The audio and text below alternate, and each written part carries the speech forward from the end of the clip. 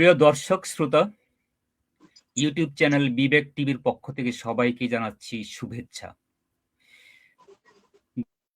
গতকাল 26শে মার্চ ছিল বাংলাদেশের স্বাধীনতা দিবস।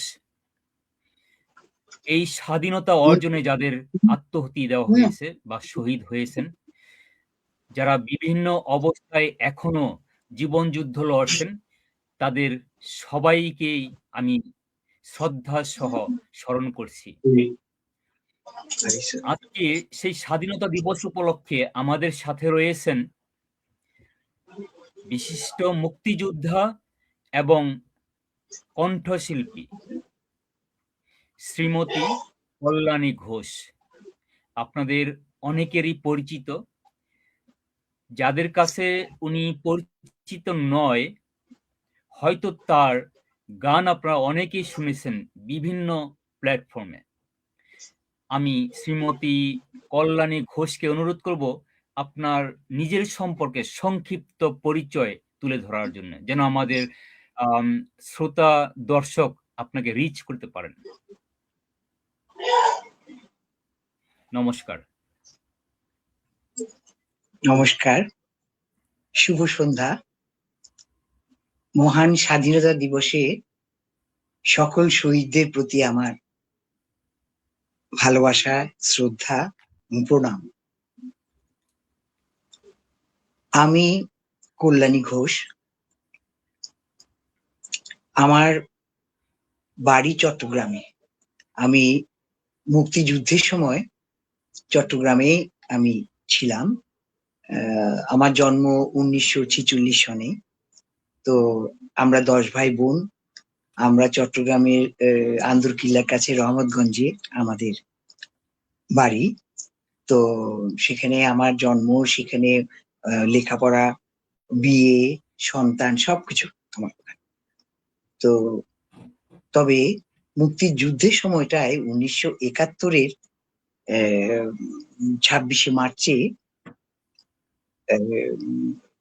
যখন চট্টগ্রাম আক্রান্ত হলো, 25 তারিখে ঢাকা আক্রান্ত হলো, তারপর দিন চট্টগ্রাম আক্রান্ত হলো। তো তখন আমি থাকতাম, আমার স্বামী উনি সিভিল ইঞ্জিনিয়ার, উনি পোর্ট ট্রাস্টের ইঞ্জিনিয়ার ছিলেন। তো পোর্ট ট্রাস্টের কোয়ার্টারে আমি থাকতাম। তো এর মধ্যে বলতে হয় আমি চট্টগ্রামে আমার মানে লেখাপড়া খাস্তুগির স্কুল থেকে আমি 1962 সনে আমি ম্যাট্রিক পাস করি। আর 1966 সনে আমি চট্টগ্রাম সরকারি কলেজ থেকে বিএ পাস করি এবং 1968 সনে আমি চট্টগ্রাম বিশ্ববিদ্যালয়ে ফার্স্ট ব্যাচ বাংলা সাহিত্যে আমি এমএ পাস করি। তো এরপরে আমি এমএ পাস করার পরে আমি চট্টগ্রামের সেন্ট প্লাসিডস হাই স্কুলে ক্লাস 5 থেকে ক্লাস 10 পর্যন্ত আমি বাংলা পড়াতাম, ছাত্রদের পড়াতাম। তো ওইখানে যখন আমি শিক্ষকতা করি সেই সময়ে মানে এই 71-এ 23শে মার্চ পর্যন্ত আমি ওখানে ক্লাস নিতে পেরেছি। তারপর তো সমস্ত সবকিছু ছুটি, মানে মুক্তিযুদ্ধ শুরু হয়ে যায়, তখন সব বন্ধ হয়ে গেল। তো এরপরে আমরা আর কিছু করতে পারিনি। আমরা মুক্তিযুদ্ধে সবাই কাজ করবার জন্য আমরা ব্রত নিলাম যে আমরা মুক্তিযুদ্ধে যেভাবে পারি আমরা ঝাঁপিয়ে পড়বো, এইটাই। আর একটু বলতে হয় আমরা 10 ভাই বোন। 10 ভাই বোনের মধ্যে 5 ভাই 5 বোন। তো আমরা প্রত্যেকেই লেখাপড়ার সাথে সাথে মানে গানটাও আমাদের প্রধান ছিল। কারণ আমার মা ছিলেন ঢাকার রূপগঞ্জের জমিদারের মেয়ে, শ্যামাপ্রসন্ন সোমের মেয়ে। উনি 1935 সনের ইডেন গার্লস কলেজের আই পাস। উনি খুব বিদ্যুৎসাহী ছিলেন। উনার আগ্রহে এবং আমার বাবার আগ্রহে আমরা প্রত্যেকটা ভাই বোন আমরা মাস্টার ডিগ্রি করেছি, পড়াশোনা মানে লেখাপড়া করেছি। আমার ভাইরা কেউ কেউ আবার ইঞ্জিনিয়ার, আমার বাবাও সিভিল ইঞ্জিনিয়ার ছিলেন। তো এইভাবে আমরা বড় হয়েছি, মানে মার কাছে আমরা পড়াশোনা, তারপর গান, নাচ, অভিনয়, আবৃত্তি সবকিছু শিখেছি। আমার মা সিতার বাজাতে জানতেন, পিয়ানো বাজাতে জানতেন, গান জানতেন। মা খুব মানে বিদুষী মহিলা ছিলেন। এখন বেঁচে নেই, উনি 85 সনে মারা গেছেন, বাবাও মারা গেছেন মুক্তিযুদ্ধের পরপরই। আচ্ছা, ধন্যবাদ আপনাকে আপনার সংক্ষিপ্ত পরিচয় তুলে ধরার জন্য। আপনার জীবনের দীর্ঘ পথ চলায় নিঃসন্দেহে অনেক স্মৃতি রয়েছে। আপনার মুখের কথা, আপনার সেই স্মৃতি বিজড়িত দিনগুলোর কথা যখন বলবেন, আমাদের কাছে সেগুলি হয়ে থাকবে ইতিহাস। আপনার দীর্ঘ পথ চলায় স্পেসিফিক্যালি একটি স্মৃতির কথা আপনি স্মরণ করার চেষ্টা করুন। অনেক কথাই বলবো, এই মুহূর্তে আপনার সেই দীর্ঘ পথ চলায় একটা বিশেষ স্মৃতির কথা বলুন।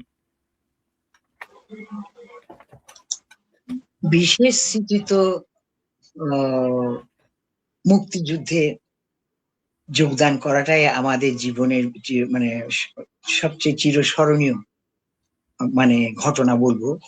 মানে মুক্তিযুদ্ধে যোগদান করতে পারাটা আমাদের পরম সৌভাগ্য। অনেকেই চায়, চেয়েছি মুক্তিযুদ্ধে, কিন্তু অনেকের পক্ষে সম্ভব হয়নি। কিন্তু আমরা সপরিবারে, বাবা মা ভাই বোন, আমার স্বামী, আমার আমার বোনদের স্বামী, ভাইদের স্ত্রী, আমার সন্তান, আমরা সবাই মিলে সপরিবারে মুক্তিযুদ্ধে আমরা অংশগ্রহণ করেছি। আমরা সপরিবারে আমরা ভারতে চলে গেছিলাম, কলকাতায়, ত্রিপুরা হয়ে কলকাতা চলে গেছিলাম। সে এক লম্বা কাহিনী, মানে সেই ইতিহাস বলতে গেলে মনে হয় 7 দিনেও বোধহয় শেষ হবে না। কিভাবে আমরা চট্টগ্রাম শহর থেকে গ্রামে গেলাম। আমাদের গ্রাম হলো চট্টগ্রামের রাউজানের বিনাজুরিতে আমাদের গ্রামের নাম বিনাজুরি। সেটা হিন্দু অধ্যুষিত। সেই পাড়াতে সব মানে হিন্দুরাই, আশেপাশে সব মুসলিম আর কিছু বড়ুয়া এরকম আমাদের আশেপাশে ছিল। তো আমরা চট্টগ্রাম শহর থেকে গ্রামে গিয়ে কিছুদিন থেকে তারপরে আমরা ভারতে চলে যেতে বাধ্য হই। দিনগুলি মোর সোনার খাঁচার গানটি আমি বলবো না গাইতে, আমি বলবো যে যেই বিষয়টা আপনি এখন স্মরণ করার চেষ্টা করলেন, এটাকেই যদি একটু ব্যাখ্যা করে বলেন যে কিভাবে আপনারা দেশ থেকে গেলেন, কিভাবে মুক্তিযুদ্ধে অংশ নিতে পারলেন, কিভাবে ত্রিপুরা গেলেন, ত্রিপুরায় দিনগুলো কেমন ছিল, সেখান থেকে কলিকাতায় বা গেলেন কিভাবে, আবার দেশে ফিরে এলেন সেই যুদ্ধ শেষে, এই কথাটা যদি আপনি আপনার মতো করে বলেন তাহলে আমাদের জন্য খুব ভালো হবে। যেহেতু আজকে স্বাধীনতা দিবস উপলক্ষে আপনার সাথে আমরা গল্প করছি, সুতরাং ওই বিষয়টি আমরা মূলত জানতে চাই। আচ্ছা, ঠিক আছে, আপনাকে মানে অসংখ্য ধন্যবাদ। তো সেই স্মৃতি, মুক্তিযুদ্ধে আমাদের যোগদান করার স্মৃতিটা যখনই মনে করি, মানে এখনো মানে গায়ে কাঁটা দিয়ে ওঠে। তো আমি ওই যে বলছিলাম, মুক্তিযুদ্ধের সময় 1971-এ 26শে মার্চে তখন আমি চট্টগ্রামে ফিরিঙ্গি বাজার অবমিত্র ঘাটে, অবমিত্র ঘাট বলে একটা জায়গা আছে, সেখানে পোর্ট ট্রাস্টের কোয়ার্টার্স, সেখানে আমি থাকতাম, আমার স্বামী, আমি এবং আমার 1.5 বছরের বাচ্চা। 26শে মার্চে 1971-এ 26শে মার্চে রাত 11:30টায় চট্টগ্রাম শহর কেঁপে উঠলো। মানে আমার বাড়ির সামনেই, আমার কোয়ার্টারের সামনেই হলো কর্ণফুলী নদী। কর্ণফুলী নদীতে তখন যুদ্ধ জাহাজ বাবর দাঁড়িয়ে ছিল। ওখান থেকে সেলিং শুরু হয়েছে রাত 11:30টার পরে। আমরা তো কিছুই বুঝতে পারিনি প্রথমে। তারপরে তো সেই সেলিং মানে 1000টা বজ্রপাত একসাথে পড়লে যে আওয়াজ, সেই আওয়াজ, আমরা তো হতভম্ব, এটা কি? মানে আমাদের উপর দিয়ে সমস্ত গোলা বারুদ সব কামান চলে যাচ্ছে কোথায়? ক্যান্টনমেন্টে। ওদের লক্ষ্য ছিল ক্যান্টনমেন্ট আক্রমণ। সারা রাত ওরা এইভাবে গোলাগুলি ছুড়েছে। আমি আরো 3 তলায় থাকতাম। সেই 3 তলায় খাটের নিচে আমার মেয়েকে নিয়ে, আমার স্বামী সহ আমরা সেখানেই আশ্রয় নিলাম। তাতে সেটা 26, 27, 28 এই 3 দিন আমরা খাটের নিচেই আমাদের থাকতে হলো। 28 তারিখে আমার হাজবেন্ড নিচে নামলো।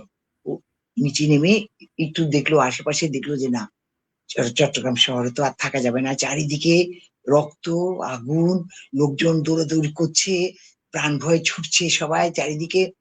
তো আমার স্বামী এসে আমাকে বললো যে না, এখানে তো আর থাকা যাবে না, চলো আমরা তোমাদের গ্রামের বাড়িতে যাই। কারণ আমার হাজবেন্ডের বাড়ি ছিল ঢাকা, মানে মুন্সিগঞ্জ। তো সেখানে তো যাওয়া এখন সম্ভব না, আমাদের গ্রামের বাড়ি রাউজানে আমরা যাব। তখন আমি করলাম কি, তখন ল্যান্ড ফোন বাসায়, আমি আমার বাবা মা ভাইদেরকে ফোন করলাম, ওরা থাকতো ওই যে রহমতগঞ্জের, চট্টগ্রামের আন্দরকিল্লার রহমতগঞ্জের নিজস্ব বাড়িতে। আমার ভাই বোনরা সব ওখানে থাকতো, মা বাবা। তাদের কাছে ফোন করে বললাম, তোমরা যেভাবে পারো আমার বাসায় চলে এসো, তোমরা সবাই চলে এসো, আমার সামনেই নদী, আমি নৌকা ঠিক করছি, নৌকা করে আমরা আমাদের গ্রামের বাড়িতে চলে যাব, রাউজানের বিনাজুরিতে। তারা আসলো, তারা সবাই আসলো। আমার বাবা শুধু আসলেন না, উনি বললেন যে উনি 2-1 দিন পরে রওনা দেবেন। আমার মা, আমার অন্যান্য ভাই বোন, বোনদের স্বামী সবাই আসলো।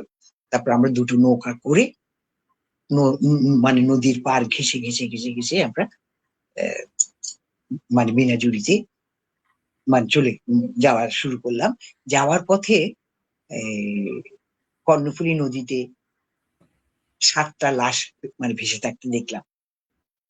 মানে সেগুলি আমাদের যদ্দূর সম্ভব মনে হয় বাবর বাবর জাহাজে বাঙালি বেশ কিছু কর্মচারী ছিল, মানে তাদেরকেই মেরে নদীতে ফেলে দিচ্ছে। তখন আমাদের আমাদের মনের কি অবস্থা তখন, বুঝতেই তো মানে পাচ্ছেন যে আমরা যে এইরকম লাশ কোনোদিন, একটা লাশও আমরা জীবনে কোনোদিন দেখিনি। 7টা লাশ দেখছি নদীতে ভাসছে। তো আমরা ওই যাবার পথেই সেদিন ছিল 29 তারিখ, আমরা আমরা যে নৌকা করে যে বাড়ির দিকে যাচ্ছি 29 তারিখে সকালবেলার দিকে রওনা দিয়েছি। তো আমাদের সাথে একটা ছোট্ট ট্রানজিস্টার ছিল। তারপরে সেই ট্রানজিস্টারে আমরা শুনতে পেলাম তখন বঙ্গবন্ধুর ভাষণ, মানে বিভিন্ন জন পাঠ করছেন।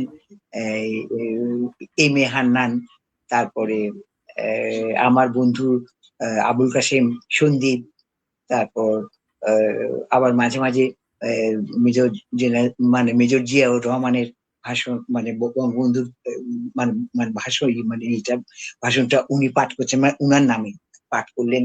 সেই সেই ভাষণের ফাঁকে ফাঁকে আমরা কিছু গান, আমি, আমার ভাই বোন আর আরো বেশ কিছু শিল্পী চট্টগ্রামের, আমরা রেকর্ডিং করে রেখে এসেছিলাম 8-10টা গান, আহ, মানে রেডিওতে, মানে দেশাত্মবোধক গান, মানে গণসঙ্গীত। সেই গানগুলো দেখলাম যে ওই ভাষণগুলি প্রচারে ফাঁকে ফাঁকে আমাদের গানগুলি বাজাচ্ছে।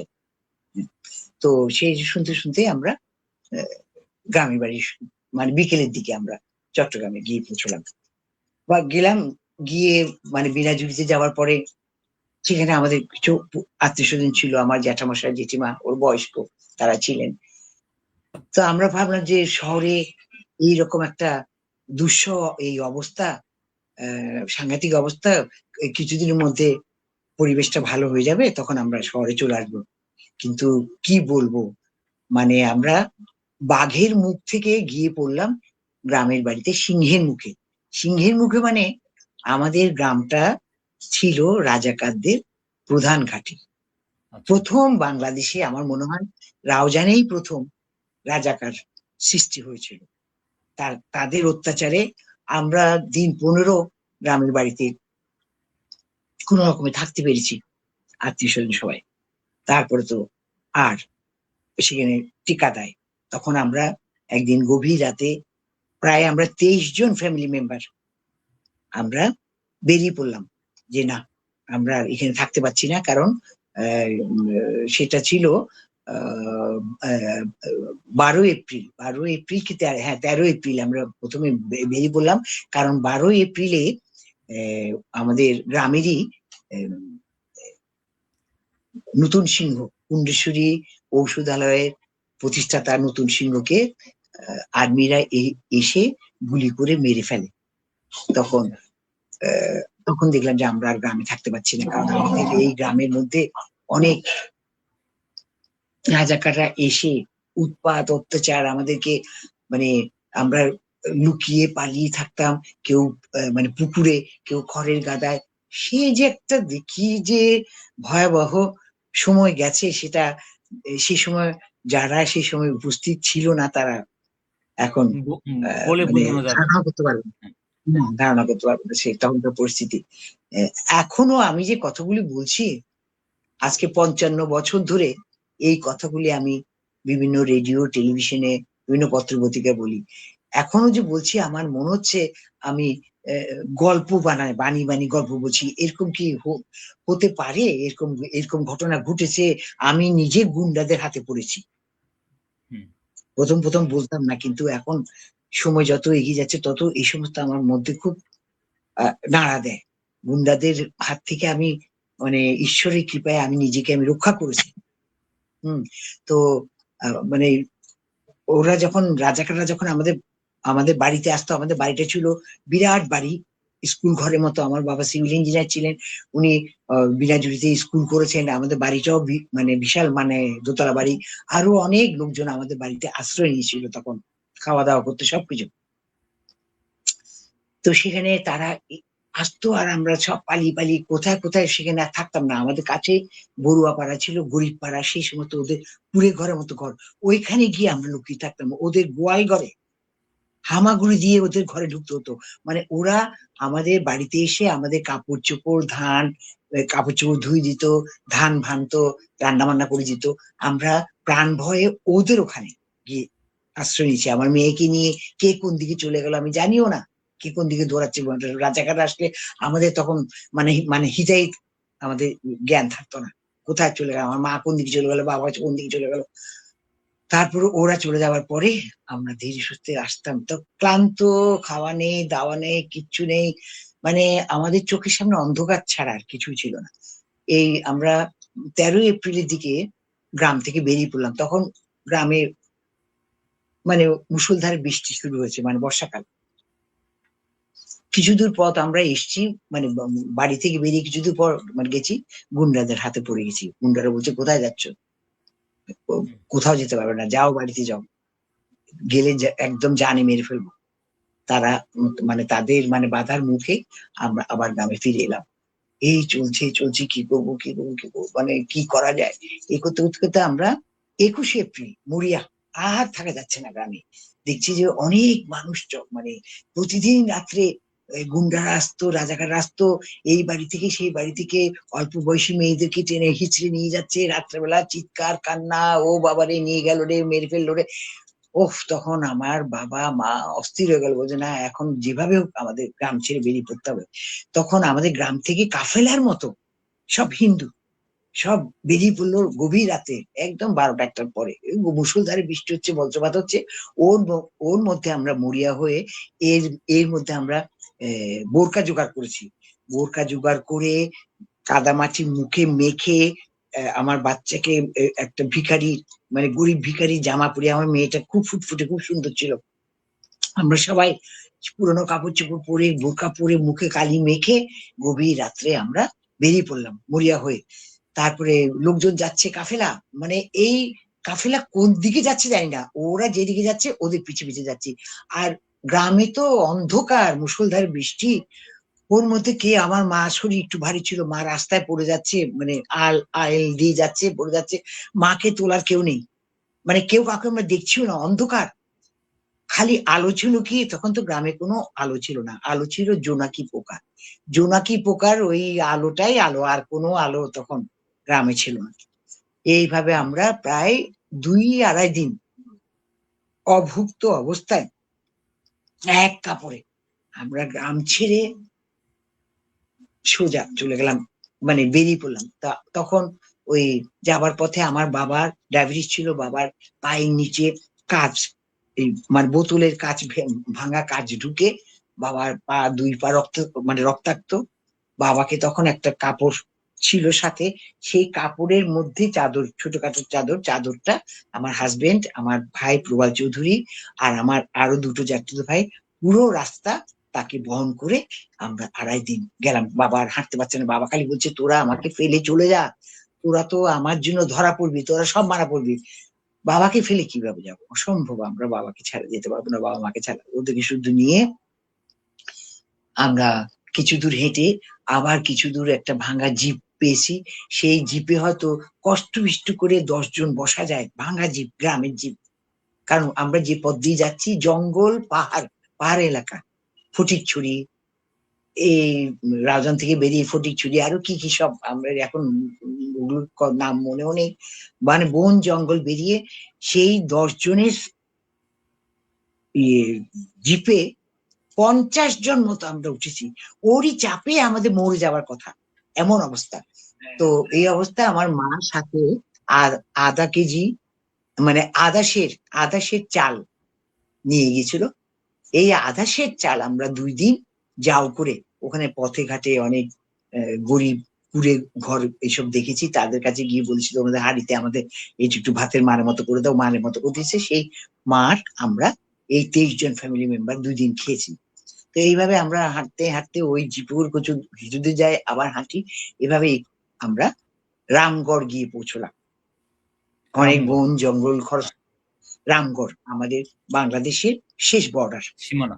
এইদিকে ব্রাহ্মণ আর ওই পারে হলো সাবরুম, ইন্ডিয়ান বর্ডার। তো রামগড়ের সাথে লাগোয়া সাবরুম নদী। রামগড়ে যখন গিয়ে পৌঁছলাম, সেখানে রামগড় স্কুল, হাই স্কুল। তো সেখানে অনেক মানে আমাদের মুক্তি সেনা ছিলেন, আমাদের মানে মুক্তিযুদ্ধের।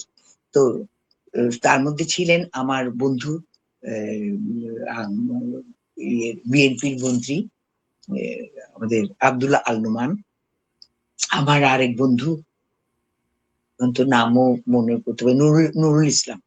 তো এরা ওইখানে, নুরুল আলম, তো এরা সব ওইখানে কাজ করছিল, মানে মুক্তিবাহিনী। তারা আমাদেরকে পেয়ে যে কি খুশি, ওরা জানে যে হয় আমাদেরকে রাজাকাররা নিয়ে গেছে, নয় আর্মিরা মেরে ফেলেছে, আমাদেরকে পেয়ে খুব খুশি ওরা। তখন আমরা তো 2.5 দিন মতো অভুক্ত থেকে ওরা, তো আমরা গিয়ে পৌঁছেছি রাত প্রায় 1:30। বৃষ্টি বৃষ্টি হচ্ছে, এই বৃষ্টির মধ্যে দেখছি খোলা আকাশের নিচে অনেক শরণার্থী খালি আকাশের নিচে সব মাঠের মধ্যে শুয়ে আছে, বৃষ্টি পড়ছে। এবং পরে জানা গেল তাদের সবার কলেরা হয়েছে, কলেরা। আমরা কোন রকমে ওই স্কুল ঘরের ভেতরে যখন গেলাম, দেখি যে আমার বন্ধু আব্দুল্লাহ আল নোমান, উনি এখন প্রয়াত। তো উনি তারা তখন খাওয়া দাওয়া করে উঠেছে, তাদের কিছু খাবার ছিল বাকি। তো সেই খাবার, এই ডাল,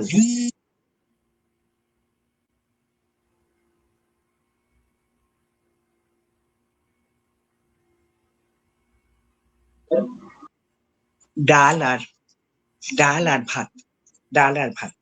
তো সেই ডাল আর ভাত, আমরা ডালগুলি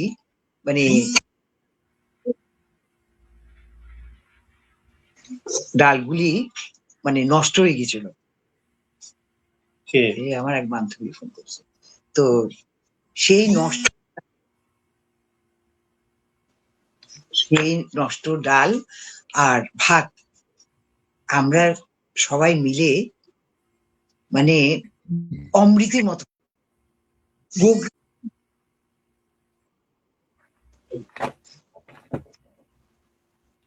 গোগ্রাসে আমরা খেলাম। তারপর এরপরে ওখানে আমরা আরো একদিন ছিলাম, যেদিন 22 এপ্রিল 23 এপ্রিলে ওখান থেকে আমরা ওই নদীর ওই পারে গেলাম, মানে পেরুলাম। 2 দিন থাকতে হয়েছে আমাদের বর্ডারে, কারণ আমার ছোট বোন ভারতের তার মানে ভারত গিয়ে পৌঁছাইছেন। হ্যাঁ হ্যাঁ, এর আগেই একটু আমি বর্ডারে থাকতে হয়েছে আমাদেরকে, কারণ আমার ছোট বোন উমার, ওরও স্মল পক্স হয়ে গেছে ওখানে। হ্যাঁ, তখন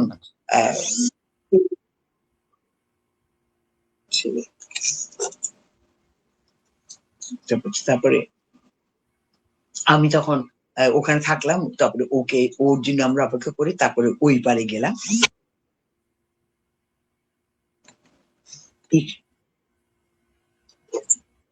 তারপরে আমরা ওই পারে গেলাম, গিয়ে দেখি সাবরুম নদী পেরিয়ে যখন ওই পারে গেলাম, সেই সাবরুম নদী পেরোনোর ঘটনাও সেই ভয়াবহ। রাত 2টার পরে আমরা সাবরুম নদী পেরিয়েছি ওই অন্ধকার মধ্যে। তারপরে ওই পারে গিয়ে দেখি যে ওখানে অসংখ্য আমাদের বাংলাদেশের শরণার্থী সব খালি মাঠে পড়ে আছে, বৃষ্টি হচ্ছে। ও গিয়ে শুনে যে সেখানে তাদের সবার স্মল পক্স হচ্ছে, চিকেন পক্স, স্মল পক্স। তো আমার বাবা মা বললেন না, এখানে তো ভাবে থাকা যাবে না। আমরা হাঁটতে থাকলাম এই বৃষ্টির মধ্যে, হাঁটতে হাঁটতে হাঁটতে তো অনেক দূরে দেখি যে সাবরুম। আমরা গিয়ে দেখি যে অনেক দূরে কয়েকটা ট্রাক দাঁড়িয়ে আছে। তো আমার মা বললেন যে চল আমরা সবাই গিয়ে ট্রাকের নিচে অন্তত কিছুক্ষণ থাকি, বৃষ্টি হচ্ছে প্রচন্ড। ওই ট্রাকের নিচে আমরা বাকি রাতটা সেখানে সবাই থাকলাম, দুই তিনটা ট্রাকের নিচে। খুব হচ্ছে যখন তখন বৃষ্টিটা থামলো, আমরা ট্রাকের নিচ থেকে বেরিয়ে হাঁটতে শুরু করলাম। অনেক দূর গিয়ে একটা বাস পেলাম, বাসে করে ওই সাবরুম থেকে আমরা আগরতলা গেলাম। তো আগরতলাতে আমাদের এক দুঃসম্পর্কে এক আত্মীয় ছিল, কিন্তু আমাদের সাথে সেরকম কোনো যোগাযোগ ছিল না। কিন্তু তাদের নাম বলার পরে তারা বেশ ওখানে পরিচিত মানুষ, মানে আমাদের আত্মীয়। তখন তাদেরকে তাদের বাসায় গিয়ে আমরা উঠলাম, সেখানে কয়দিন থাকলাম। আর আমাদের মানে আমি, আমার বাবা মা, আমার মেয়ে আর আমার ওই যে ছোট বোন উমা, উমা। আমরা ওই এই আগরতলাতে কদিন থাকলাম, কারণ ওকে হাসপাতালে থাকতে হয়েছিল কদিন। ওর ভীষণ ভাবে স্মল পক্স হয়ে গেছিল। আর অন্যান্যরা, আমার স্বামী, আমার ছোট ভাই প্রবাল চৌধুরী, আমার ছোট বোন দেবী চৌধুরী, ওর স্বামী, ওদের স্ত্রী, এই সবাই ওরা প্রায় বাকি প্রায় 17-18 জন, ওরা ট্রাকে করে ধর্মনগর হয়ে এসে কষ্ট করে এসে কলকাতায় 2 দিন 3 দিন পরে কলকাতায় গিয়ে পৌঁছলো। তো কলকাতায় 50 সনের আগে আমাদের কিছু আত্মীয় স্বজন ওরা ওখানে সেটেলড ভারতে, কিন্তু আমাদের সেরকম যাওয়া আসা ছিল না, কিন্তু আমরা ওরা সেখানে গিয়ে মানে উঠলো সেটা যাদবপুরে। তারপর আমরা গেলাম, হ্যাঁ যাদবপুর, কলকাতার যাদবপুরে। আমার ছোট বোন উমা খান একটু সুস্থ হলে পরে আমরা মে মাসের 5 তারিখে ওকে নিয়ে বাবা মা সহ আমার মেয়ে সহ আমরা কলকাতা চলে গেলাম 5 তারিখে। আমরা মানে কলকাতায় আমার ওই মানে জ্যাঠামশাই বাড়িতে উঠলাম। আমার জ্যাঠামশাই ছিলেন ডাক্তার, উনি সরকারি ডাক্তার ছিলেন, আমার বাবার ইমিডিয়েট বড়, 2 বছর বড়। তো উনার বাড়িতে আমরা 23 জন ফ্যামিলি মেম্বার গিয়ে উঠলাম,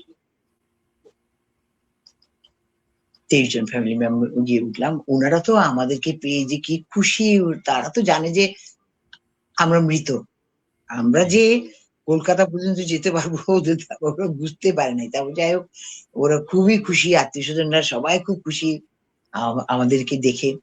তারপরে কলকাতায় আমার সেখানে যাদবপুরের বাঘাযতীনে আমরা আমার জ্যাঠামশাইয়ের বাড়িতে আমরা আছি।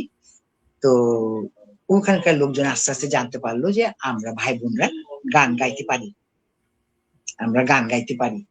দুলাল কথা বলো না, আমরা গান গাইতে পারি। দুলাল কথা বলবে না।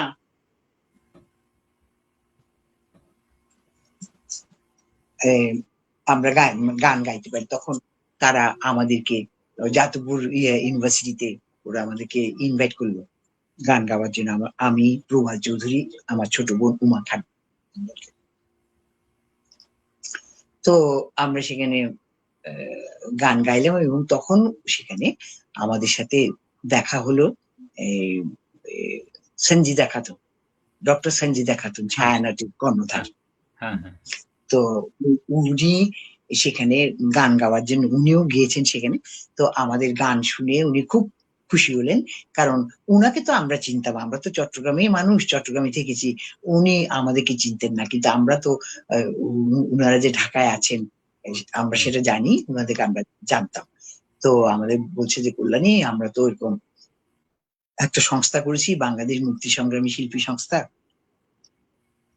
তোমরা 3 ভাই বোন সেখানে যদি যোগদান করো তাহলে, কারণ আমরা 3 ভাই বোনই রেডিওতে গাইতাম তখন, খুব ভালো হয়। আমি যে হ্যাঁ নিশ্চয়ই সঞ্জিদাপা, আমরা তো চাই যে দেশের জন্য কাজ করতে, আমরা অবশ্যই আপনার ইয়েতে যোগদান করব। সেটা মে মাসের শেষের দিকে। তো আমরা উনার সাথে যেদিন কথা হলো তারপর দিন থেকে উনি ঠিকানা দিলেন 144 লেনিন সরণি কলকাতায়। তো উনার ওখানে যাওয়া শুরু করলাম। আমরা কয়েকজন, আমরা 3 ভাই বোন, আর পরবর্তীতে আরো বেশ কিছু ছায়ানটের শিল্পীরা সেখানে আসলো। তো অল্প অল্প করে আসছে, আমরা রিহার্সাল করছি, সমস্ত গণসঙ্গীত, সমস্ত মানে গণজাগরণমূলক গান, রবীন্দ্রনাথের, তারপর কাজী নজরুল ইসলামের, জি.এল. রায়ের, এই সমস্ত গান আমরা, তারপরে এমনিতেও বেশ কিছু মানে দেশাত্মবোধক গান আমরা রিহার্সাল করতাম। সেখানে সঞ্জিতা পাও থাকতেন, আর ওয়াহিদ ভাই উনার স্বামী উনিও থাকতেন, আমরা রিহার্সাল করতাম। মাঝে মাঝে এমন হতো যে মানে সঞ্জিতা আপা, ওয়াহিদ ভাই হয়তো কোনো কাজে একটু দেরি হচ্ছে আসতে, তো আমি আবার সবাইকে নিয়ে গানের রিহার্সালটা আমি আমি করাতাম। আমাকে আমাকে আচ্ছা। বলে যেতেন ওরা যে তুমি হুম, ওদেরকে মানে প্র্যাকটিস করাবে। তারপরে ওদের সাথে বেশ জুন জুলাই আমরা বিভিন্ন জায়গায় ট্রাকে করে করে, বাসে করে করে বিভিন্ন জায়গায় আমরা শরণার্থী ক্যাম্পে গিয়ে, বিভিন্ন জায়গায় গিয়ে মুক্তিযুদ্ধের সম্পর্কে আমরা গান গেয়েছি। বৃষ্টিতে ভিজে, রোদে পুড়ে। আমাদের সাথে তখন থাকতেন, সেই সংস্থার মধ্যেও ছিলেন জহির রায়হান, তারপর হুম, মোস্তফা মনোয়ার, সৈয়দ হাসান ইমাম, ভারতের বিখ্যাত সাহিত্যিক অন্নদাশঙ্কর রায়, অন্নদা দীপেন শঙ্কর। বন্দ্যোপাধ্যায়, হ্যাঁ, অন্নদাশঙ্কর রায়, এরকম আরো ভারতীয় আরো অনেক জ্ঞানী গুণী বুদ্ধিজীবী সাহিত্যিক এই সংস্থাটার সাথে যুক্ত ছিলেন। এই বাংলাদেশ মুক্তি সংগ্রামী শিল্পী সংস্থা, যেটা পরবর্তীতে মুক্তির গান নামে প্রচার হয়েছে। তো আমরা ২ মাস জুন জুলাই এই সংস্থার সাথে যুক্ত ছিলাম, বিভিন্ন জায়গায় অনুষ্ঠান করেছি। রূপান্তরের গান নামে একটা স্ক্রিপ্ট লেখা হয়েছিল, সেটা লিখেছিলেন শাহরিয়ার কবির। সেটা লেখার কথা ছিল জহির রায়হানের, কিন্তু জহির রায়হান খুব ব্যস্ত ছিলেন। তো শাহরিয়ার কবির সেটা লিখেছিলেন এবং সেটা পাঠ করতেন বিভিন্ন জায়গায় আমরা অনুষ্ঠান করতে গেলে সৈয়দ হাসান ইমাম। উনার পাঠ মানে পাঠ করার ফাঁকে ফাঁকে আমরা বিভিন্ন দেশাত্মবোধক গানগুলি গাইতাম। তো এইভাবে চলছিল। তো একদিন আমরা লেনিন সরণি থেকে এই এতে ফেরার পথে মানে আমাদের বাড়ির দিকে ফেরার পথে গড়িয়াহাটে আমাদের সাথে দেখা হয়ে গেল শ্রদ্ধেয় সমর দাস এবং শ্রদ্ধেয় মোহাম্মদ আব্দুল জব্বার। তো মোহাম্মদ আব্দুল জব্বার আবার প্রবালকে খুব ভালো চিনতেন। হুম, উনি তো প্রবালকে দেখা মাত্র জড়িয়ে ধরেছে এরকম। তারপর আমার সাথে পরিচয় হলো, বললো যে এরকম আমরা তো আপনাদের কথা শুনেছি, আমাকে বললো যে এরকম শুনেছি, তো এখন তো সমদা বলছে মানে তোমাদেরকে তো আমরা চাই, স্বাধীন বাংলা মানবতা কেন্দ্রে তোমরা আসবে না? আমরা তখন বললাম যে আমরা তো স্বাধীন বাংলা বেতার কেন্দ্রের কথা অনেকজনের কাছে শুনেছি, কিন্তু ঠিকানাটা কেউ বলতে পারছে না, কোথায় এটা অবস্থিত। বলছে এখন চলো, সেটা জুলাইয়ের প্রথম দিকে। বলছে এখন তোমরা ৩ ভাই বোন আমাদেরকে সাথে সাথে নিয়ে গেল গড়িয়াহাটের খুব কাছেই, বালিগঞ্জ সার্কুলার রোডে এই আমাদের স্বাধীন বাংলা বেতার কেন্দ্রের স্টুডিওটা ছিল। তো উনি নিয়ে গেল। এই জুলাই মাস থেকে এই এই যে স্বাধীন বাংলা বেতার কেন্দ্রে যাওয়া শুরু করলাম, সেটা ১৯৭২-এর ২রা জানুয়ারি পর্যন্ত আমরা নিয়মিত স্বাধীন বাংলা বেতার কেন্দ্রে গেছি, এবং ২রা জানুয়ারি পর্যন্ত স্বাধীন বাংলা বেতার কেন্দ্র চালু ছিল। ১৬ ডিসেম্বরে দেশ স্বাধীন হলো, কিন্তু ২রা ডিসেম্বর পর্যন্ত ওখানে রেকর্ডিং চলেছে, আমরা রেকর্ডিং করেছি। আচ্ছা, যাই হোক, তারপর আমরা সেখানে নিয়মিত স্বাধীন বাংলা মানে বেতার কেন্দ্রে যাচ্ছি। এখন ওইখানে সমর দাস, অজিত রায়, সুজয় শ্যাম, প্রণজিৎ বড়ুয়া, এরকম বিখ্যাত সমস্ত সুরকাররা গান রেকর্ডিং করতে গেলেই আমাদের ৩ ভাই বোনকে ওরা খোঁজ করতো। বলতো যে প্রবাল চৌধুরী, উমা খান, কল্যাণী ঘোষ আছে তো এখানে? যদি মানে আমাদের জন্য অপেক্ষা করতো, মানে আমাদেরকে এত পছন্দ করতেন তারা, এবং আমাদের উপরে এত বিশ্বাস ছিল যে মানে মানে উনাদের প্রতিটা গানের সৃষ্টিতে আমরা ভয়েস দিয়েছি। এবং প্রায় স্বাধীন বাংলা বেতার কেন্দ্রে ৫০টার উপরে গান আমরা এই আমাদের ৩ ভাই বোনের কণ্ঠ আছে। তা আমাদের সাথে সে সমস্ত গান গাইতো আরো রথীন্দ্রনাথ রায়, কাদেরী কিবরিয়া, মঞ্জুর আহমদ, তারপরে অনু ভট্টাচার্য, লাকি আকান্দ, মলয় ঘোষ, মলয় গাঙ্গুলি, রূপা ফরহাদ, তারপর মালা খুররম, এরকম আরো মানে মাধুরী আচার্য। আমরা আমরা ধরুন ১২-১৪ জন এই সমস্ত গান গাইতাম। এই পূর্ব দিগন্তে, নোঙ্গর তোলো তোলো, কারারে লৌহ কপাট, বিজয় নিশান উঠছে ওই, মুক্তির একই পথ সংগ্রাম, রক্ত দিয়ে নাম লিখেছি বাংলাদেশের নাম, এরকম অসংখ্য গান আমরা মানে তখন লেখা হচ্ছে, আমাদের সামনে লেখা হচ্ছে, মানে গীতিকার লিখছেন, তারপর সমর দাস অথবা সুজয় শ্যাম অজিত দাস সুর করছেন, আমাদেরকে শিখাচ্ছেন, এবং পরপর রেকর্ডিং, সাথে সাথে মানে রেকর্ডিং। আর তখন আমাদের আমাদের মধ্যে এমন একটা ক্যাচিং পাওয়ার, মানে আমাদের মানে স্মরণ শক্তি এত প্রখর, কিভাবে যে এটা হলো, আমার মনে হয় সবকিছু দেশপ্রেমের কারণে। আমরা মানে না খেয়ে না ঘুমিয়ে মানে এক কাপড়ে আমরা ওখানে যেতাম এবং এই সমস্ত গান গাইতাম। এই সমস্ত গান গাইবার জন্য কত শক্তি প্রয়োজন ছিল, এই শক্তি যে তখন আমাদের কোথা থেকে আমরা পেয়েছিলাম, ঈশ্বর আমাদের মধ্যে আলাদা একটা শক্তি দিয়েছিল তখন দেশের জন্য। আর আমরা জানি যে আমাদের দেশ কখন স্বাধীন হবে আমরা জানি না, আমাদের ভবিষ্যৎ অন্ধকার, আমরা জানি না যে কবে আমরা দেশে ফিরতে পারবো, আদৌ ফিরতে পারবো কিনা, আদৌ বাঁচবো কিনা, নাকি এইভাবে শরণার্থী হয়ে পথে পথে ভিক্ষা করে চলতে হবে আমাদের। আমরা সবাই বাংলাদেশে ওয়েল এস্টাবলিশ, আমার হাজবেন্ড ইঞ্জিনিয়ার, আমার বাবা ইঞ্জিনিয়ার, আমার ভাইরা ইঞ্জিনিয়ার, বোনদের হাজবেন্ডরা ইঞ্জিনিয়ার, আমাদের বাড়ি ঘর গাড়ি মানে সমস্ত কিছু এস্টাবলিশ, সবকিছু ফেলে আমরা শুধু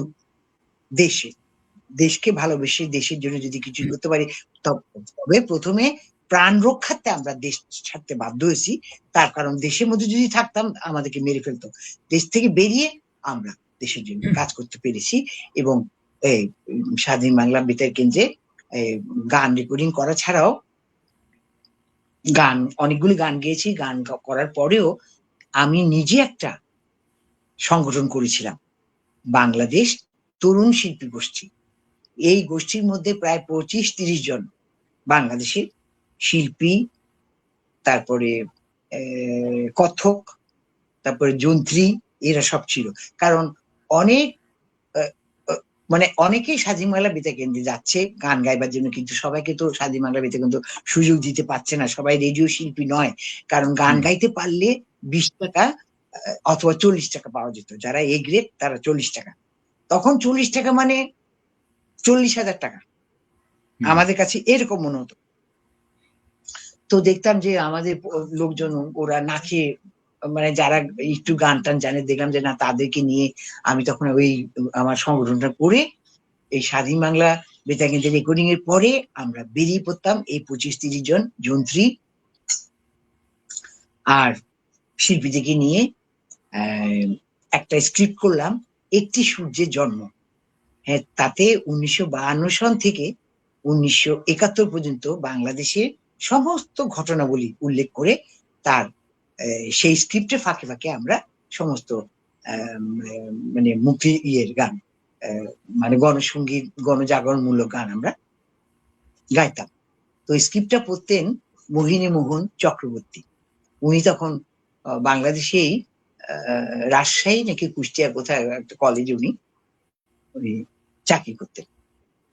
তো আমি বলবো আমরা স্বাধীন বাংলা বেতার কেন্দ্রে গান গেয়েছি, এই যথেষ্ট শ্রম দিয়েছি, কিন্তু এই যে বাংলাদেশ তরুণ শিল্পী গোষ্ঠী, এই গোষ্ঠীটাকে নিয়ে আমি ভারতের পশ্চিমবঙ্গের প্রত্যন্ত অঞ্চলে গিয়ে বাংলাদেশের মুক্তিযুদ্ধের সপক্ষে আমরা জনমত সৃষ্টির জন্য যে পরিশ্রম করছি তার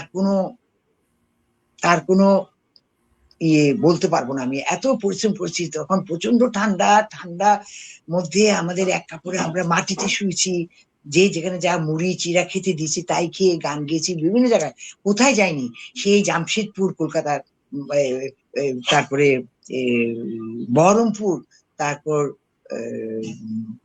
মানে বর্ধমান, এই দিকে কল্যাণী, বারাসাত, মানে বসিরহাট, তারপরে নামগুলি এখন মানে মনে আসছে না ভালো করে, নদিয়া, কল্যাণী, তারপর সল্টলেক, এই সমস্ত জায়গায় আমরা এই সদল বলে আমরা গান গাইতাম।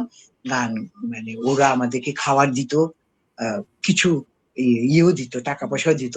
এমন দিনও গেছে যে 30 টাকা পেয়েছি, সেই 30 টাকা আমরা 25 জন পার্শ্বিকা মতো এরকম ভাগ করে আমরা নিয়েছি, এইভাবে আমাদের গেছে। তো আর এই যে এছাড়া কলকাতায় কলা মন্দিরে, রবীন্দ্র সদনে, মহাজাতি সদন, ক্যালকাটা ইউনিভার্সিটি ইনস্টিটিউট, যাদবপুর বিশ্ববিদ্যালয়, এরকম আরো বেশ কিছু স্কুলে আমরা মুক্তিযুদ্ধের গান পরিবেশন করতাম। আমাদের দেশের কি পরিস্থিতি সেটা সবাই জানতে চাইতো, এবং আমরা যখনই ট্রাকে, বাসে, ট্রেনে উঠতাম, জয় বাংলা বললেই তা সব ফ্রি। ট্রেনে উঠতাম, জয় বাংলা, ওরা ওদের জায়গা ছেড়ে দিত। মানে ওরা তো ভারতের, মানে পশ্চিমবঙ্গের মানুষেরা তো তখন তারা নিজেরাই তো কত তাদের অনেক অভাব সমস্যা ছিল, সেই জায়গায় ওরা আমাদেরকে যে কি সম্মান, কি আদর, কি যত্ন করেছে, সেগুলো যদি আমরা স্বীকার না করি, মানে আমরা মানুষ না। কারণ ঈশ্বর বলেন, আল্লাহ বলেন, মানে ভগবান বলেন, সবাইকে ক্ষমা করে, কিন্তু অকৃতজ্ঞদের কোনোদিন ক্ষমা করে না।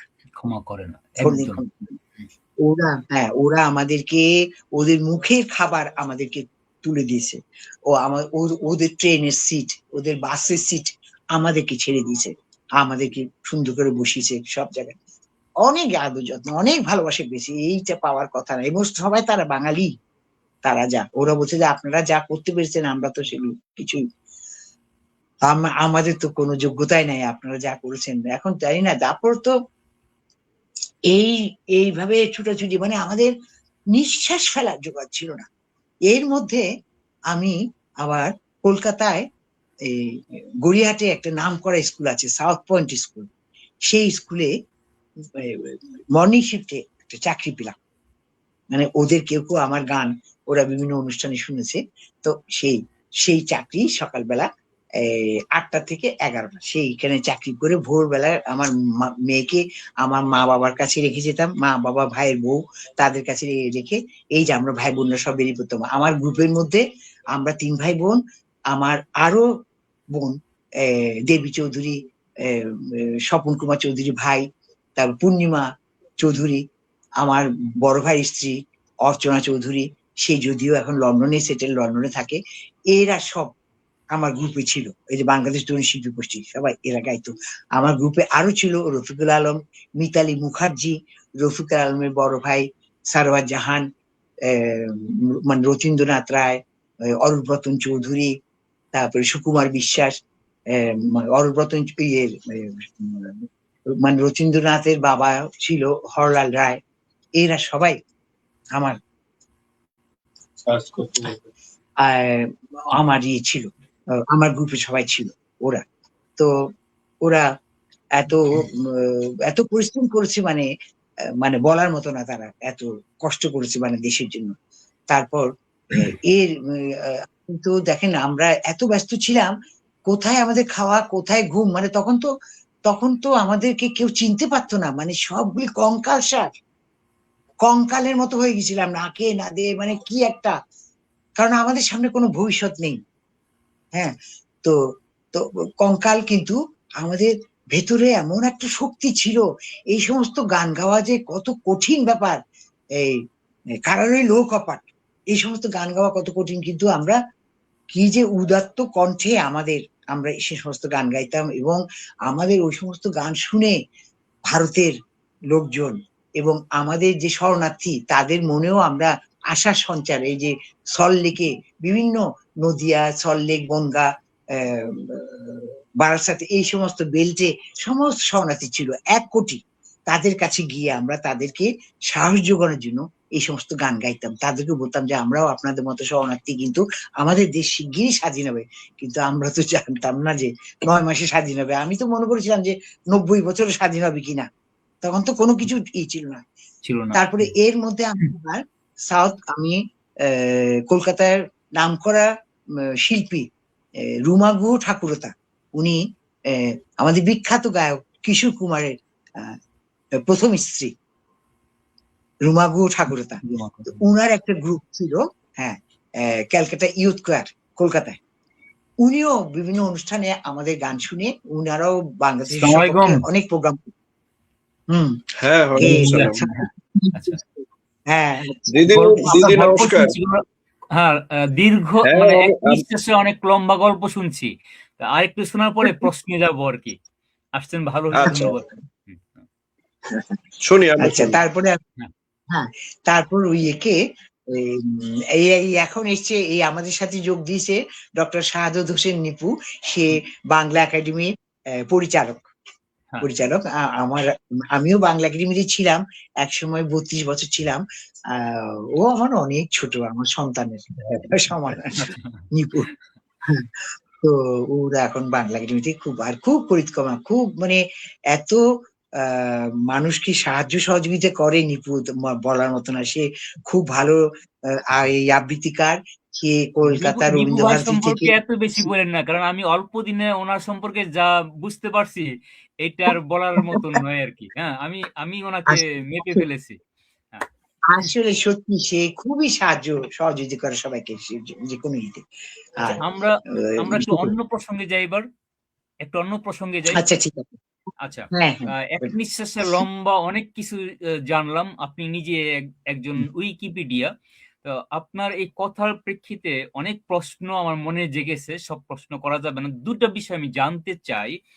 আপনি মানে আপনার সাথে আমার অনেক কিছু মিলে গেছে। আপনি যখন দেশ ছাড়েন, এই মানে প্রেক্ষাপটটা হুবহু আমার সাথে মিলে গেছে।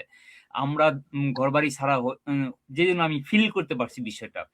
আপনি বলছেন যে যখন 26, 27, 28 চট্টগ্রামে খাটের নিচে ছিলেন, ওই সময় জানতে পারলেন কে কে স্বাধীনতার মানে ঘোষণাপত্র পাঠ করেছে। আচ্ছা, আপনি নিজের কানে কার পাঠ প্রথম শুনেছেন? আমরা সত্যিকার অর্থে বলতে গেলে 29 তারিখেই খুব ভালো করে শুনতে পেয়েছি। এম এ হান্নান, তারপরে আবুল কাশেম সন্দীপ আমার বন্ধু ছিল, আমরা একসাথে ইন্টারমিডিয়েট বিএ মানে করেছি চট্টগ্রাম কলেজে। তারপর বেলাল মোহাম্মদ, তারপর মেজর জিয়া, এদের। এইটা চট্টগ্রাম বেতারটা চলেছিল 26 তারিখ থেকে। আপনার এই মুখের কথাটা আমাদের জন্য ইতিহাস থেকে গেল। 26 তারিখ থেকে 30 তারিখ পর্যন্ত চট্টগ্রাম বেতার। তবে 26 থেকে 26, 27, 28 এই 3 দিন এর নাম ছিল স্বাধীন বাংলা বিপ্লবী মানে বেতার কেন্দ্র। 26, 27, 28। হ্যাঁ, তো 28 তারিখে তারপরে স্বাধীন বাংলা মানে বেতার কেন্দ্র। তো 30 তারিখ পর্যন্ত স্বাধীন বাংলা মানে বেতার কেন্দ্রের অনুষ্ঠান চলেছে কালুঘাট থেকে। এবং 30 তারিখে এই কালুঘাটের রেডিওর উপরে বম্বিং হলো। তখন ওরা ট্রান্সমিটারটা নিয়ে ওরা এই আগরতলার দিকে কয়েকজন মিলে আমাদের চট্টগ্রাম মানে রেডিও বেশ কিছু কলাকুশলী ইঞ্জিনিয়ার ওরা মিলে এই 10 কিলোওয়াটের এই ট্রান্সমিটারটা নিয়ে এই আগরতলা চলে যায়। তখন আগরতলাতে আমাদের মানে মানে ভারতের ইয়ে থেকে ওরা তখন 200 কিলোওয়াট না এইরকম কিছু প্রথমে ট্রান্সমিটার দেয়। তো সেটা নিয়ে বেশ কিছুদিন সেখানে চললো, ত্রিপুরা থেকে সেটা প্রচার হলো। এরপরে 25শে মে আরো একটু পাওয়ারফুল সব মানে ভারতীয় ইয়ে থেকে ট্রান্সমিটার দিল। সেদিন ছিল আমাদের মানে জাতীয় কবি কাজী নজরুল ইসলামের জন্মদিন 25শে মে। সেই 25শে মে থেকে পূর্ণ উদ্যমে এই স্বাধীন বাংলা মানে বেতার কেন্দ্রে কার্যক্রম শুরু হয়। দিদি আমি এখানে একটু যুক্ত করি আপনাকে। দিদি, আপনার কথার সাথে আর একটু যুক্ত করি, সেটা হচ্ছে যে আপনাদের যে কর্তৃপক্ষ তারা ভারতের তৎকালীন প্রধানমন্ত্রীর কাছে বরাবর আবেদন করেছিলেন যে আমাদের এই যে মানে খুব স্বল্পতা আমাদের এই যন্ত্রপাতির, আমরা আরো একটু প্রচারের উপযোগী করে আরো অনেক মানুষের কাছে পৌঁছতে চাই, সেই ক্ষেত্রে আমাদের একটু সহযোগিতা দেন। তখন শ্রীমতী ইন্দিরা গান্ধী তাৎক্ষণিকভাবে এটি বিশেষ নজরে নিয়ে যথাযথ কর্তৃপক্ষকে বলেন যে এটাকে আরো শক্তিশালী ট্রান্সমিটারের ব্যবস্থা করো, তখন কিন্তু এটা একেবারে উন্নত করে এই যে 25শে মের কথা বললেন আমাদের জাতীয় কবি কাজী নজরুল ইসলামের জন্মদিনে, এটা কিন্তু নতুন ভাবে আবার শুরু হলো। এটা তো আপনার নিশ্চয়ই মনে আছে। হ্যাঁ, হ্যাঁ, আচ্ছা। হ্যাঁ। আমি ডক্টর শাহাদাত হোসেন নিপুর কাছে যাবার আগে আপনাকে আরেকটি প্রশ্ন করতে চাচ্ছি, সেটা হলো এই যে আজকে আপনি এই মানে বয়সের শেষ প্রান্তে এসে কল্যাণী ঘোষ পরিচয়টা বহন করছেন, কল্যাণী ঘোষ হওয়ার পিছনে সবচেয়ে অবদান কার, আপনার পরিবারের না অন্য কারো? আজকের যে কল্যাণী ঘোষ, এই কল্যাণী ঘোষ হলেন কার অবদানে? এটা বলতে গেলে সম্পূর্ণ আমার মা আর বাবা, তাদের তাদের উৎসাহ অনুপ্রেরণায় আমরা লেখাপড়া যেমন করেছি, শিখেছি, এবং গানও যেমন আমরা চর্চা করেছি। আবার মুক্তিযুদ্ধে যে আমরা যোগদান করলাম আমার মা বাবার আগ্রহে, তারা বলতে গেলে আমাদের চাইতে অনেক বড় মুক্তিযোদ্ধা। কারণ তারা যদি আমাদের অস্ত্র না দিতেন মুক্তিযুদ্ধের সময়, আমার সন্তানকে ওনারা যদি রক্ষা না করতেন, তাহলে তো আমি গান গাইতে যেতেও পারতাম না, কিছু করতে পারতাম না। আমি তো কলকাতা যাওয়ার পরেও আমি বাড়িতে, আমরা ভাই বোনরা থাকতে পারিনি। আমরা আজকে বনগা, কালকে নদিয়া, মানে পরশুদিন মানে বর্ধমান, মানে তরশুদিন, এইভাবে বিভিন্ন জায়গায় ছোট ছোট করে গান গেয়ে গেয়ে গেয়ে যে চলেছি। আমার সন্তান কি খাচ্ছে না খাচ্ছে সব আমার মা বাবা দেখেছে, মা বাবার সম্পূর্ণ আগ্রহ। ডক্টর শাহাদাত হোসেন নিপু, আপনাকে এবার আসছি আপনার কাছে। একটু আগে কল্যাণী ঘোষিদি যে কথাটা বলছেন যে আপনি তার সন্তান সমতুল্য, বা আচ্ছা, আমি কি দুজনকে সহকর্মী বলতে পারি? বাংলা একাডেমিতে যেহেতু একসাথে কাজ করছি। না, আমি যখন যোগদান করি তার অনেক আগেই উনি অবসরে চলে গেছেন। আচ্ছা, আমার 2004-এ আমি মানে রিটায়ার করেছি, এরপরে নিপু। ওই বিষয়টা আমার জানা ছিল না, এই জন্য আমি ঠিক আছে। আপনার দৃষ্টিতে একজন মুক্তিযোদ্ধা, একজন কণ্ঠশিল্পী, একজন সাংগঠনিক বা সংগঠক কেমন, ওনাকে আপনার দৃষ্টিতে কেমন? মানে কাকে বলছেন? আপনাকে বলছি। কল্যাণী সম্পর্কে একটা মন্তব্য করতে বলছি। আচ্ছা, কল্যাণীদি সম্পর্কে যে কথাটা আজও আমাদের সুধী মহল বলি অথবা বিশাল জনগোষ্ঠীর কাছে সেইভাবে কল্যাণী ঘোষ প্রকাশিত নন। এটা আমাদের যেমন দুর্ভাগ্য, আমি তো মনে করি এটা জাতির দুর্ভাগ্য, জাতির লজ্জা, যে কল্যাণী ঘোষ আজকে এই সময় দাঁড়িয়ে ওনার যেটা প্রাপ্য ছিল, যেটা রাষ্ট্রীয় অনেক সম্মাননা এবং রাষ্ট্রীয় অনেক কিছু তার প্রাপ্তি ছিল, সেটা রাষ্ট্র তাকে দেয়নি বলতে আমরা তো বিভিন্ন সময় নানা রকম প্রতিকূলতার মধ্যে থেকেছি। আমাদের এটা দিদি খুব ভালো জানেন যে মুক্তিযুদ্ধ পরবর্তী সময়, বিশেষ করে 75-এর 15ই আগস্ট জাতির পিতাকে নির্মমভাবে হত্যার পর দেশটাকে একেবারে পেছনে ঘুরিয়ে দেওয়া হয়েছে।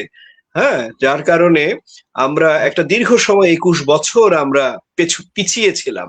21 বছর পরে যখন আবার বঙ্গবন্ধু কন্যার নেতৃত্বে দেশের হাল ধরা হলো, ঠিক তার 5 বছরের মাথায় আবারও আমাদের একটা দুর্ঘটনা আমরা পতিত হলাম, এবং সেই সময় কিন্তু 2001-এ এসে আমাদের রাষ্ট্রটা চলে গেল একেবারেই মৌলবাদী মানে সাম্প্রদায়িক গোষ্ঠীর হাতে, জঙ্গিবাদের হাতে। এইটার কিন্তু আর আমরা 2009-এ এসে সেইটাকে আমরা কিন্তু একেবারে যে আমরা বলি যে একেবারেই দমন করা গেছে, আসলে দমন করা যায়নি। যার প্রমাণ আমরা দেখছি 2024-এর 5ই আগস্টে এসে সুপরিকল্পিতভাবে একটি বড় রকমের দুর্ঘটনা আমার দেশে হয়ে যায়, এবং যার পরিপ্রেক্ষিতে আমরা এখনো আমাদের মধ্যে অনেকেই ঘর ছাড়া, এবং এখনো আমাদের জন্য বন্দুক তাক করে আছে সেই জঙ্গিবাদী গোষ্ঠী। তো এই অবস্থায় কল্যাণীদির জন্য যা যা আসলে প্রাপ্য ছিল সেটা ঠিক মতো হয়ে ওঠেনি। তবে এই দায় যেমন সরকারের তেমনি ভাবে আমাদেরও কম নয়। আমরা আমরা কারা? আমরা যারা শুভ বুদ্ধি সম্পন্ন দেশের সচেতন অংশ, বিশেষ করে যাদেরকে বলা হয় যে শিল্প সাহিত্যিক সাংবাদিক বুদ্ধিজীবী দেশের অগ্রসরমান যে শ্রেণী, তাদেরও অনেক রকমের কি বলবো যে সীমাবদ্ধতা রয়েছে। এবং শুধু কল্যাণী ঘোষের মতো আরো বেশ কয়েকজন শিল্পীর কথা আমরা জানি যে ওনারা অপূর্ণই থেকে গেলেন। মানে এটাকে এইভাবে বলি যে ঠিক তাদেরকে আমরা মূল্যায়ন করতে পারিনি। এটা আমি সত্যিকার ভাবেই বলছি যে যেই সময়ের কথা উনি বলছেন যে তরুণ শিল্পী গোষ্ঠী উনি তৈরি করেছিলেন এবং তার পরিবারের অধিকাংশ সদস্যই এটির সাথে যুক্ত ছিলেন, এবং তার বাইরেও বর্তমানে স্বনামখ্যাত কিছু শিল্পী তার সাথে ছিলেন। তো তারা কিন্তু আমাদের তো সেই সময় একেবারে শিশু বয়স, মুক্তিযুদ্ধের কোনো কথা কিন্তু আমার মনে নেই, এটা বয়সের কারণেই, মুক্তিযুদ্ধের একটু আগেই হয়তো আমার জন্ম। কিন্তু আমি ভারত সরকারের বৃত্তি নিয়ে, এটা দিদি জানেন যে আমি কলকাতায় পড়াশোনা করার সুবাদে ওখানে আমি বেশ কিছু কাজ করার চেষ্টা করেছি, যে এই রকম হারিয়ে যাওয়া এই স্মৃতিগুলো ধরে রাখা, স্বাধীনতা বেতার কেন্দ্র কিভাবে হয়েছিল। আমাদের কলকাতায় তখন ডেপুটি হাই কমিশনার ছিলেন হোসেন আলী সাহেব কিভাবে পতাকা উত্তোলন করেছিলেন। এই যে বিষয়গুলো, এগুলো কিন্তু আমি আমার নিজ দায়িত্বে করেছি। আমরা পুরো পশ্চিমবঙ্গ চষে বেরিয়েছি। দিদি যেমন বলেছেন যে জায়গাগুলোর নাম বলছেন অনেক কিছু মনে করতে পারছেন না, আমিও ঠিক 20-25 বছর আগে ওখান থেকে চলে এসেছি, যার কারণে আমার কাছে দিদি যে নামগুলো বলছেন না, সেগুলো 111-এ আপনারা জানেন যে 2007-এ কি বলে যে সেনাবাহিনী শাসিত, সামরিক বাহিনী শাসিত যে সরকার ছিল, তারা আমাদেরকে যথেচ্ছ অত্যাচার করেছিল, বিধায় আমরা সেই সময় আবার দেশ ত্যাগ করতে বাধ্য হয়েছিলাম। তখন আমরা কিন্তু দিদির কথা খুব মনে হয় আমার এই জন্য যে মুক্তিযুদ্ধের সময়টাতে উনি যেভাবে ঘুরে বেরিয়েছেন না, চষে বেরিয়েছেন, আমরাও কিন্তু আমাদের কিছু বুদ্ধিজীবীদেরকে নিয়ে, উনি চিনবেন সবাইকে, অধ্যাপক শামসুজ্জামান খান, কাজী আবু জাফর সিদ্দিকী, কবি মহাদেব সাহা, কবি নির্মলেন্দু গুণ, আসাদুজ্জামান নূর, জাতীয় অধ্যাপক মুস্তফা নুরুল ইসলাম, এই মাপের মানুষদেরকে নিয়ে আমরা উনি যা বলছেন, বর্ধমান, ত্রিপুরা, শান্তিনিকেতন, এইসব জায়গায় কিন্তু আমি সমন্বয় করেছি। বেবি মওদুদ, বিশেষ করে বেবি আপার কথা না বললেই নয়, বেবি আপার নেতৃত্বেই মূলত আমরা এই সময়টায় পুরো 1 থেকে 1.5 বছর আমরা কিন্তু এই কাজগুলো করেছি। তো এখন আপনার প্রশ্নের উত্তরে একটা মানে এক বাক্যে যদি বলি, সেটি হচ্ছে যে এটি আমাদের অনেক অনেক বড় ব্যর্থতা, এই দায় আমাদের কি বহন করতে হবে। দিদির প্রতি যথেষ্ট সম্মান আমরা দিতে পারিনি।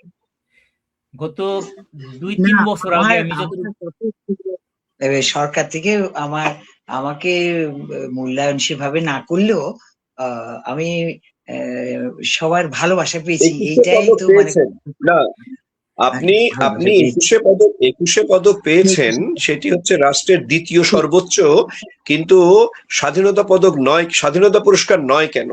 এটি হচ্ছে আমার প্রশ্ন। কারণ আপনাদের ওই সময়ে যারা সাহসিকতার সাথে জীবনকে তুচ্ছ করে, আপনারা জানেন না যে আপনার পরিবারের অন্য সদস্যরা যারা দেশে অবস্থান করত, তাদের ভাগ্যে কি আছে আপনারা জানতেন না। আপনারা যে জীবন বাজি রেখে চলে গেলেন, এবং সেখানে গিয়ে যে আপনারা একটা অনিশ্চয়তা, আপনার মুখে আমরা শুনেছি, একটা অনিশ্চয়তা, একটা অনিশ্চিত ভবিষ্যতের যাত্রা আপনারা করেছেন। আপনারা জানেন না এরপরে কি হবে। আপনার ধারণা 90 বছর যুদ্ধ চলতে পারে, কিন্তু এত অল্প সময় যে হয়েছে, সেটার জন্য তো আমরা ভারত সরকারের, ভারতের মহান জনগণের কাছে আজীবন ঋণী আমরা। এইটি আমাদের স্বীকার করতে হবে।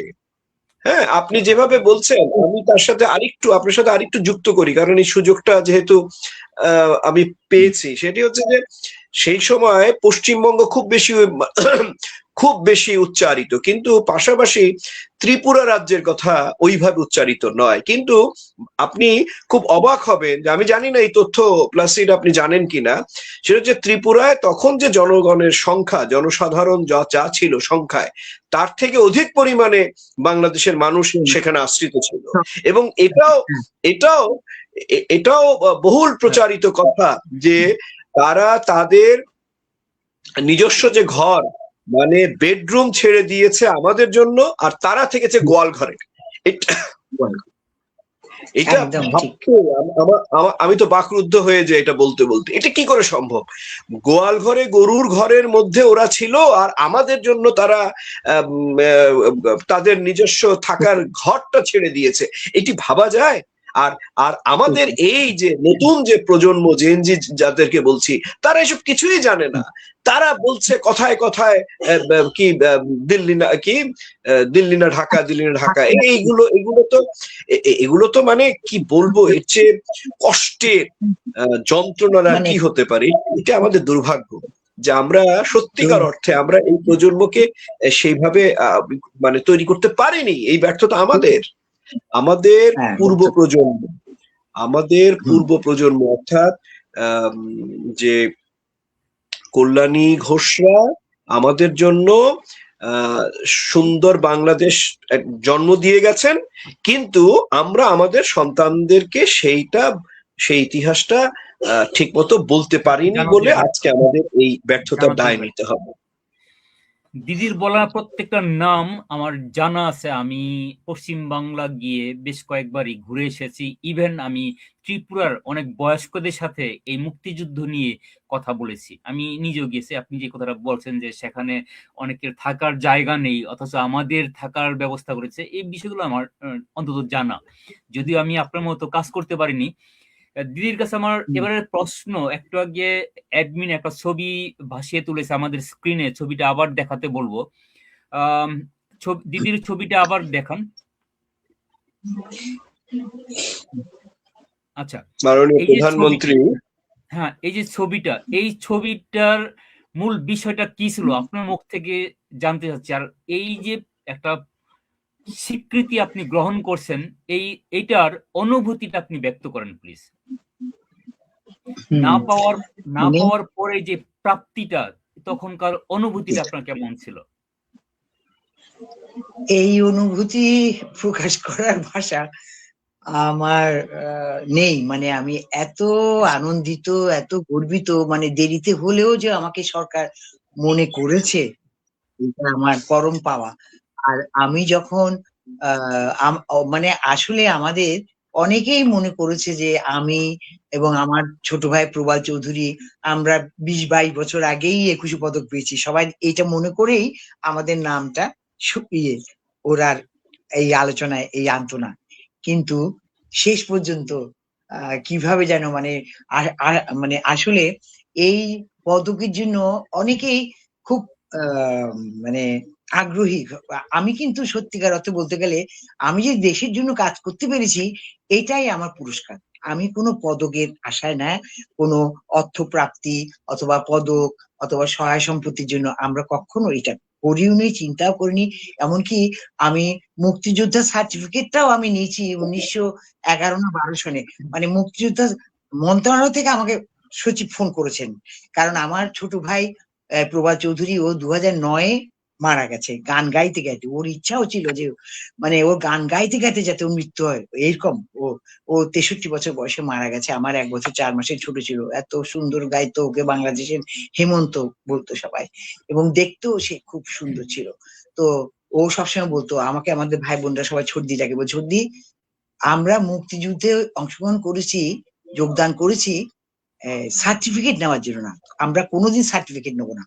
আমার আর সার্টিফিকেট কাদের কাছ থেকে নেবো? যারা মুক্তিযোদ্ধা নয় তাদের কাছ থেকে সার্টিফিকেট নেবো। ও বেঁচে থাকতে, ও 2009-এ মারা গেছে, ও সার্টিফিকেট নেয়নি এবং আমাদের কাউকে সার্টিফিকেট নিতে দেয়নি। ও মারা যাবার পরে 2012 সনে এরকম সময় হবে, মন্ত্রণালয় থেকে আমার কাছে ফোন আসলো যে দিদি আপনি বোধহয় আমাদের সাথে অভিমান করেছেন, এরকম আপনারা তো ভাই বোনরা 6 জন, এরকম মুক্তিযোদ্ধা আপনি সার্টিফিকেট, আরে না না সার্টিফিকেটের দরকার নাই। বলছে না না এটা তো আপনাদের অনেক দরকার, কাজে লাগবে। আমি না প্রবাল তো চলে গেছে, আমিও 2004-এ রিটায়ার করেছি, আমারও কোনো কাজে আসবে না। বলছে না প্রবালদার তো ছেলেরা আছে, আমি তারাও তো সরকারি চাকরি করে না, তাদেরও প্রয়োজন নেই। তবুও তখন তারা আমাকে ডেকে নিয়ে ওরা খুব সম্মানের সাথে এই প্রবালেরটাও দিল, আমার অন্যান্য ভাই বোনদের সবার সার্টিফিকেট আমাকে দিল। তবে এক বোনের এখনো পাইনি, ওরা একটু ঝামেলা করছে, পূর্ণিমা চৌধুরী, তার সার্টিফিকেট দেয়নি। সেই জন্য আমি খুব মনে মানে মানে মনোকষ্টে আছি আমি, সত্যিকার অর্থে বলতে। আমার সেই বোন তখন তার প্রায় 14-15 বছর বয়স, কিন্তু এত সুন্দর সে গাইতো, ছোট ছিল তো, তাকে শাড়ি পরিয়ে আমাদের সাথে গাওয়াতাম, মানে সে আমার চেয়ে লম্বা চড়া ছিল, এত সুন্দর। সে চট্টগ্রাম রেডিও টেলিভিশন থেকে গান গায় আমার বোন। তো এখন সে খুব অসুস্থ, ক্যান্সার হয়েছে।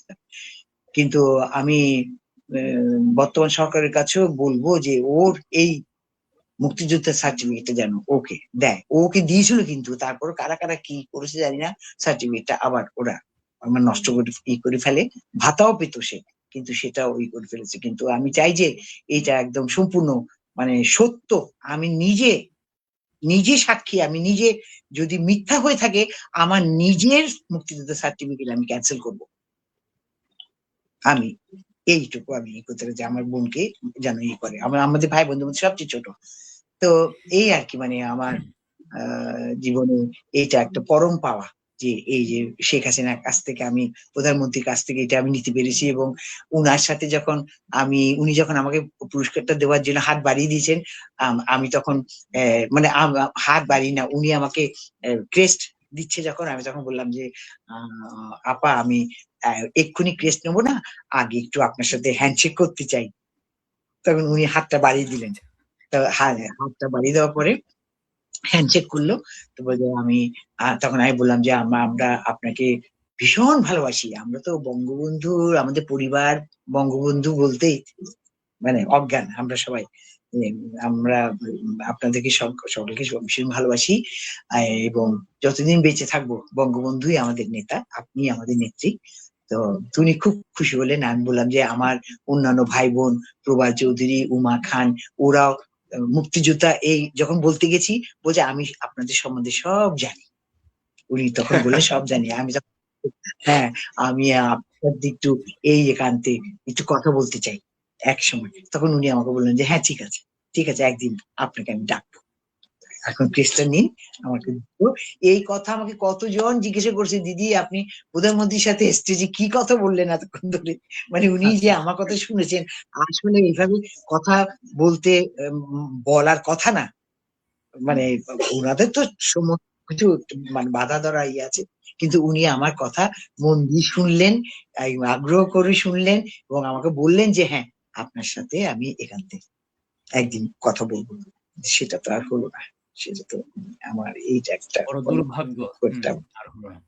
দুর্ভাগ্য যে ওনার সাথে যাই হোক আমার দেখা হয়েছে উনাকে যে আমি সামনাসামনি উনার হাত ধরতে পেরেছি, উনার কাছাকাছি দাঁড়াতে পেরেছি, এটাও একটা ঈশ্বরের আশীর্বাদ, ঈশ্বরের আশীর্বাদ। আচ্ছা, একটা ইন্টারেস্টিং ব্যাপার, আপনার সাথে গতকাল যখন আমার কথা হচ্ছিল তখনই বলেছেন, পরে আপনার সম্পর্কে ঘাটাঘাটি করতে গিয়ে আমি পেলাম যে আপনি শিক্ষকতা করেছেন, এবং যেই প্রতিষ্ঠানে শিক্ষকতা করেছেন সেই প্রতিষ্ঠানের নাম আমারই নামের নাম। আচ্ছা, সেন্ট প্লাসিড। আচ্ছা, আপনি সেই শিক্ষকতা জীবনের কিছু স্মৃতি যদি অল্পতে বলেন, এবং কেন আপনি সেই শিক্ষকতা পেশাটা ছেড়ে এলেন একটু সংক্ষেপে বলেন। এই প্রশ্নটা তখন আমি তো আমার নামের সাথে নাম বলে আপনার কাছে স্পেশালি জানতে চাচ্ছি। তখন আমি ওই যে আমি তো বললাম যে 68 সনে আমি এমএ পাস করার পরে কিছুদিন পরে আমি ভাবলাম যে ঘরে বসে আছি, ঠিক আছে একটু ছেলে মেয়েদের যদি পড়াতে পারি তো খুব ভালো, আমার বাচ্চাটা আমার তখন হয়নি। তারপরে 70 সনে আমি তখন সেন্ট প্লাসিড স্কুলে এই প্রথমে আমি ট্রাই করলাম, মানে স্কুলে, সেই স্কুলে তখন ব্রাদার জাল্লাদ ছিলেন প্রিন্সিপাল, উনার সাথে করলাম। তো আমাকে বলছে যে আপনি কি পড়াতে পারবেন, কারণ আমি তো ছোটখাটো দেখতে ছিলাম, আর পড়াতে হবে ছেলেদেরকে, ওরা তো অনেক বড় বড়। তো বলছে, আমি বললাম যে না আমি পারবো। তো ক্লাস 5 থেকে ক্লাস 10 পর্যন্ত ছেলে মেয়েদেরকে, এই ছেলেদের, ওটা তো সম্পূর্ণ ছেলেদের স্কুল ছিল, ইংলিশ মিডিয়াম, মানে ইংলিশ মিশনারি স্কুল, চট্টগ্রামের একমাত্র সেন্ট ফ্রান্সিস হাই স্কুল। সেখানে বাংলা ছিল সাবজেক্ট, বাংলা আমি পড়াতাম। আর আমার আরেকজন কলিগ ছিল সুব্রত বড়ুয়া, সুব্রত বিকাশ বড়ুয়া, উনি পরে বাংলা একাডেমিতে ডাইরেক্টর হয়েছিলেন, উনি ছিলেন, উনি সায়েন্স পড়াতেন। তো সেই স্কুলে আমি 1971 23 মার্চ পর্যন্ত পড়াতে পারলাম। তারপর তো যুদ্ধ লেগে গেল, সবকিছু বন্ধ হয়ে গেল, স্কুল কলেজ অফিস আদালত সব বন্ধ হয়ে গেল। তখন স্কুল যাওয়া, সব স্কুল ছুটি হয়ে গেল, তখন আর কিছু করতে পারলাম না আর কি, এতদিন ওখানে পড়িয়েছিলাম। আচ্ছা, ধন্যবাদ। তবে জানি রাখছি সেটা হলো যে এই স্কুলের নাম অনুসারে কিন্তু আমার নাম রাখা হয় প্লাসিড। আমার যখন জন্ম হয় তখন ওই স্কুলের হেডমাস্টার ছিলেন আমার মামা। এই মেসেজটা জানার পরে উনি আমার নামটা রাখে প্লাসিড। আচ্ছা, এবার আমি নিভু ভাইয়ের কাছে আসি। আপনি তো ভারতে স্কলারশিপ নিয়ে পড়তে গিয়েছিলেন, অনেক রিসার্চের কাজও করেছেন। এখন বাংলাদেশে যেই একটা শক্তির উত্থান ঘটেছে, এই সময়কালে আপনি কি আপনার সেই কাজের ধারাবাহিকতা বজায় রাখতে পারবেন? আপনি কি সেই মুক্তিযুদ্ধের ইতিহাসকে নতুন প্রজন্মের কাছে উপহার দেওয়ার মতো সামর্থ্য রাখেন বা সক্ষম হবেন? আমরা গত প্রায় 2 বছর, 1.5 বছর অতিক্রম করেছি যে একটা প্রতিকূলতার বিরুদ্ধে আমাদেরকে প্রতিদিনই যুদ্ধ করে চলতে হচ্ছে। তো এখন এই সময়টা আমরা আশা করেছিলাম যে একটি নির্বাচনের মাধ্যমে যে সরকার আসবে, তারা নিশ্চয়ই এটি গণতান্ত্রিক ধারায় দেশকে পরিচালনা করবে। কিন্তু খুব অবাক এবং বিস্ময়ের সাথে লক্ষ্য করছি যে বঙ্গবন্ধু, মুক্তিযুদ্ধ, বাংলাদেশ, এগুলো এখনো প্রশ্নবিদ্ধ করছে তাদের কাছে। আমরা 7ই মার্চ না হলে বাংলাদেশ অভ্যুদয়ের সূচনা হচ্ছে আমাদের কাছে 7ই মার্চের সেই ঐতিহাসিক ভাষণ। এখন 7ই মার্চকে তারা অস্বীকার করতে চায়, তারা 26শে মার্চকে অস্বীকার করতে চায়। এই রকম একটা অবস্থায় আমাদের জন্য সত্যিকার অর্থে খুব কঠিন হবে। আমরা তারপরেও খুবই আশাবাদী। আমরা খুবই আশাবাদী এজন্য যে বাঙালি সবসময় বীরের জাতি, তারা কোনো বাধাকে, মানে সকল বাধাকে অতিক্রম করেই তারা এগিয়ে যায়। যেভাবে একটা নিরীহ, একটা নিঃস্ব অবস্থা থেকে বাঙালি জাতি ঘুরে দাঁড়িয়েছিল, 23 বছরের যে সংগ্রাম, সেটার বাস্তবে কঠিনভাবে একটা হুঙ্কার এসেছিল, একটা তর্জনীর আহ্বান ছিল 7ই মার্চ। সুতরাং সেই একটা মানুষ যখন 7.5 কোটি বাঙালিকে ঐক্যবদ্ধ করতে পেরেছিলেন, এবং বাঙালির অবিসংবাদিত নেতা বঙ্গবন্ধু শেখ মুজিবুর রহমান, পরবর্তী সময়ে আমরা তাকে পাই জাতির পিতা হিসেবে, সেই বঙ্গবন্ধুর আহ্বানে যখন সমগ্র জাতি একতাবদ্ধ হলো, একটা নিরস্ত্র জাতিকে তিনি ঐক্যবদ্ধ করলেন, তা আমরা এখনো আশাবাদী যে অবশ্যই এমন একটা দিন আমরা দেখব যে তার মেয়ে আবার ফিরে এসেছে আমাদের মধ্যে। এবং একটা অলৌকিক ব্যাপার, আপনি দেখেন যে 19 বার কি 21 বার বঙ্গবন্ধু কন্যাকে মেরে ফেলার ষড়যন্ত্র হয়েছে, কিন্তু প্রতিবারই মহান সৃষ্টিকর্তার অপার, এটা করুণা বলবো, রহমত বলবো, যে যেভাবেই বলেন না কেন, একটা অদ্ভুত রকমের অলৌকিক শক্তি যদি আমরা বলে থাকি, সৃষ্টিকর্তার অপার মহিমা, তিনি প্রতিবারই সুরক্ষিত হয়েছেন এবং সৃষ্টিকর্তা নিশ্চয়ই তাকে বাঁচিয়ে রেখেছেন আমাদের সুন্দরতম ভবিষ্যৎ নির্মাণের জন্য। আমি এই বিষয়ে আমি খুবই আশাবাদী। ধন্যবাদ। দিদির কাছে আসি। আপনাকে তো আমরা চিনি একজন কণ্ঠশিল্পী হিসেবে। কল্যাণী ঘোষ, আপনার কল্যাণে অনেক গানের মানে সুর আমরা পেয়েছি। আপনি অনেকগুলো প্ল্যাটফর্মে গান গেয়েছেন। ফিল্ম জগতে প্রথম কার আহ্বানে গান গেয়েছেন? কোন ছবিতে? গানটির কথা যদি মনে থাকে একটু বলবেন। আমি সত্যি কথা বলতে আমি ছবিতে খুব কমই গিয়েছি, দুটো ছবিতে আমি গিয়েছি। একটা হলো 83-84 দিকে দোস্তি ছবি, সেই ছবিটা ছিল আজমল হুদা মিঠু, উনি সেটার প্রযোজক। তো উনি অনুরোধ করলেন সেই ছবিতে গান গাইবার জন্য। তো আমি গান গেয়েছিলাম। সেই গানটি কথা হলো বাঁকা চোখে না না না চেও না, এত কাছে আমাকে দেখো না। গানটা সেই সময়কার যারা শ্রোতারা এখনো বেঁচে আছেন গান ছিল, ওনারা হ্যাঁ। প্রত্যেকে গানটা শুনেছেন, কারণ গানটা অত্যন্ত জনপ্রিয় ছিল। মানে মানে প্রতি সপ্তাহের অনুরোধের আসলে লাস্ট গান আমার এই গানটা থাকতো। মানে একটা গানেই মানে সবাই খুব আমাকে চিনে গেল। এরপরে আমি আরেকটা ছবিতে গান গিয়েছিলাম, অগ্নি পরীক্ষা। সেটাও আজমল মিঠু প্রযোজনা, পরিচালনা, এবং ও সঙ্গীত পরিচালক ছিল আমার ছোট ভাই প্রবাল চৌধুরী। তার ইয়েতে একটা গান গেয়েছিলাম, সেটা সুচরিতা, নায়িকা সুচরিতার মুখে একটা গান। সেটা মোটামুটি একটা মানে কৌতুক প্রিয় এরকম একটা গান গেয়েছিলাম। তো আর এছাড়া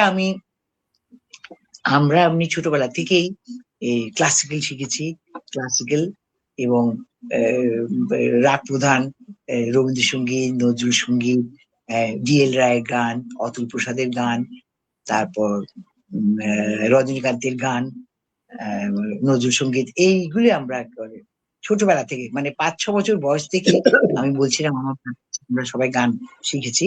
তারপরে ওস্তাদজির কাছে গান, স্কুলে গিয়ে গান শিখেছি। সুরেন্দ্রলাল দাশগুপ্ত আমার প্রিয় মানে গুরুজি ছিলেন। ওস্তাদ মোহনলাল দাস, ওরা কেউ বেঁচে নেই এখন, যার যার লেখা এবং সুর হারানো দিনের কথা মনে পড়ে যায় গানটি। তারপরে ওরে সাম্পানওয়ালা তুই আমারে দিওয়ানা, এই গানটাও মোহনলাল দাসের লেখা এবং সুর করা। উনি অত্যন্ত স্নেহ করতেন আমাকে। উনি মুক্তিযোদ্ধা ছিলেন, মুক্তিযুদ্ধের 2 বছর পরে উনি মারা যান। স্যার,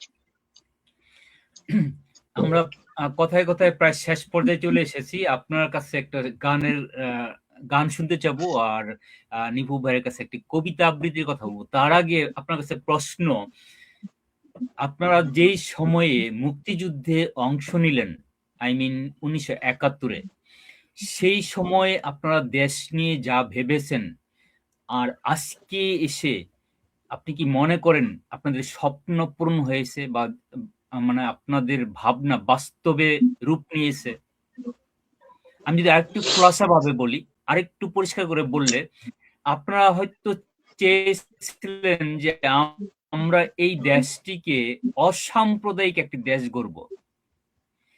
এই মুহূর্তে দাঁড়িয়ে আপনি কি মনে করেন যে এই দেশটি অসাম্প্রদায়িক হয়েছে?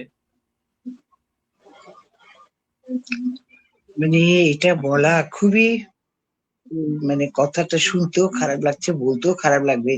মানে এখন সাম্প্রদায়িকতার মানে বাষ্প চারিদিকে ছড়িয়ে পড়েছে। এইটা মোটামুটি মানে কমে গিয়েছিল কিছুদিন আগে। আমরা সবাই মানে যেমন এই যে বলছিলাম যে মুক্তিযুদ্ধের সময়, সেই সময়টা আমরা হিন্দু, মুসলিম, বৌদ্ধ, খ্রিস্টান প্রত্যেকটা শিল্পী আমরা কাঁধে কাঁধ মিলিয়ে আমরা তখন কাজ করেছিলাম দেশের জন্য। আমাদের আমাদের উদ্দেশ্যই ছিল অসাম্প্রদায়িক একটা দারিদ্র্যমুক্ত একটা দেশ আমরা গড়ব।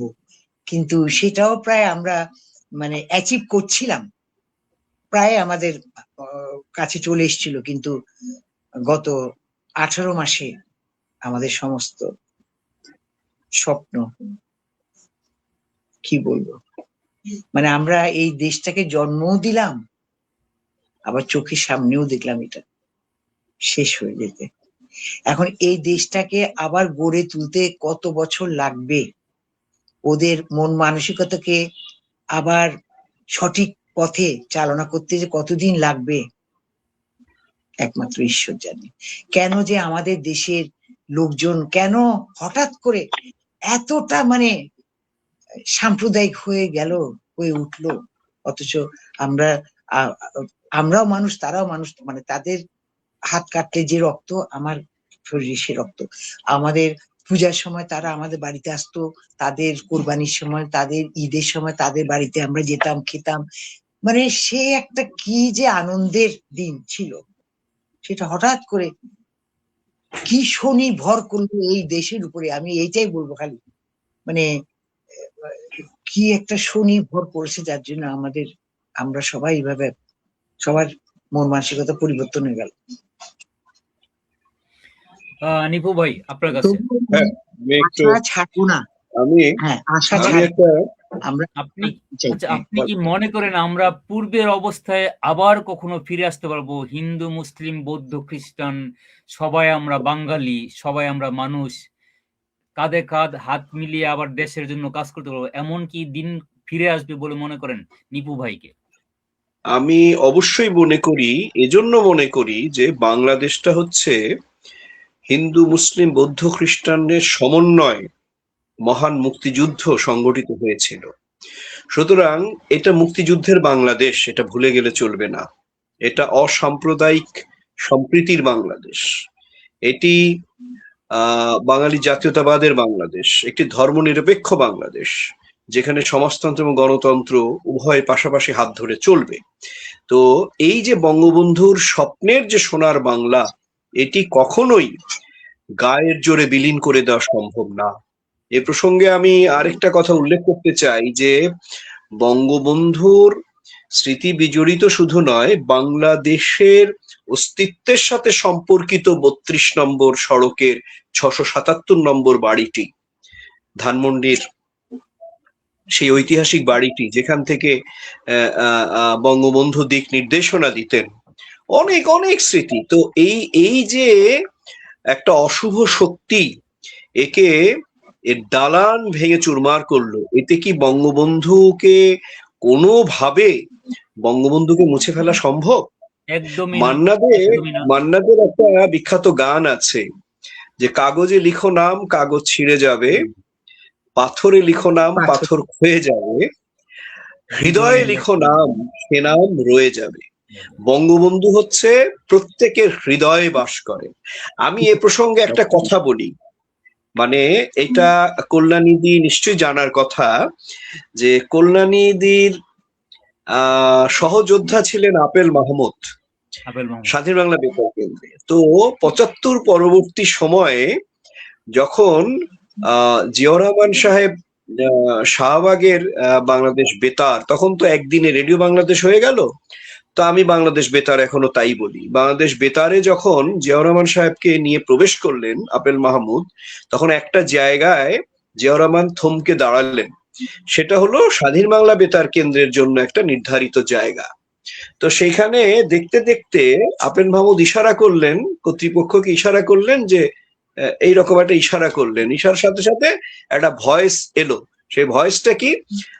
I, Major Zia, do hereby declare independence of Bangladesh. তারপরে আর নেই। এবার জিয়াউর রহমান সাহেব খুব কড়া ভাবে আপেল মাহমুদের দিকে তাকালেন। তখন আপেল মাহমুদ বললেন নম ভাবে, স্যার ওটা ইরেজ করে দিয়েছি। তখন জিয়াউর রহমান সাহেব তার দিকে কড়া দৃষ্টিতে বললেন, জনগণের হৃদয় থেকে ইরেজ করবেন কিভাবে? তার মানে পরের বাক্যটি ছিল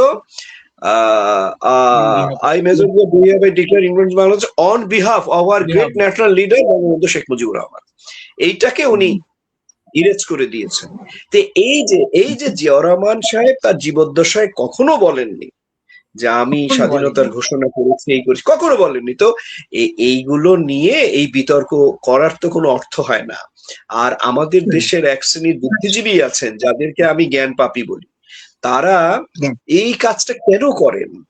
যেই মানুষটা তার জীবদ্দশাতেই একটা স্বচ্ছ, আমি জিয়াউর রহমান সাহেব সম্পর্কে বলছি, উনি তার জীবদ্দশাতে একজন স্বচ্ছ নিপাট ভদ্রলোক হিসেবেই পরিচিত ছিলেন এবং নিরহংকার ছিলেন এবং একটা সজ্জন মানুষ ছিলেন। তাকে নিয়ে আপনারা কেন বিতর্ক সৃষ্টি করছেন? এটা আমার খুব প্রশ্ন।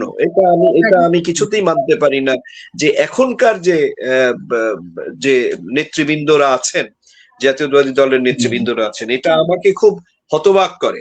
আচ্ছা, আমি আর কথা বাড়ালাম না, এইগুলো আমাদের প্রজন্ম পর্যন্ত হয়তো আমরা জানি, দিদিরা তো জানবেনই। তো আমি এই মুহূর্তে একটা কবিতা পড়ার চেষ্টা করি, যেই কবিতার শিরোনামটা হচ্ছে আসন পিতা। এটি আমাদের সময়,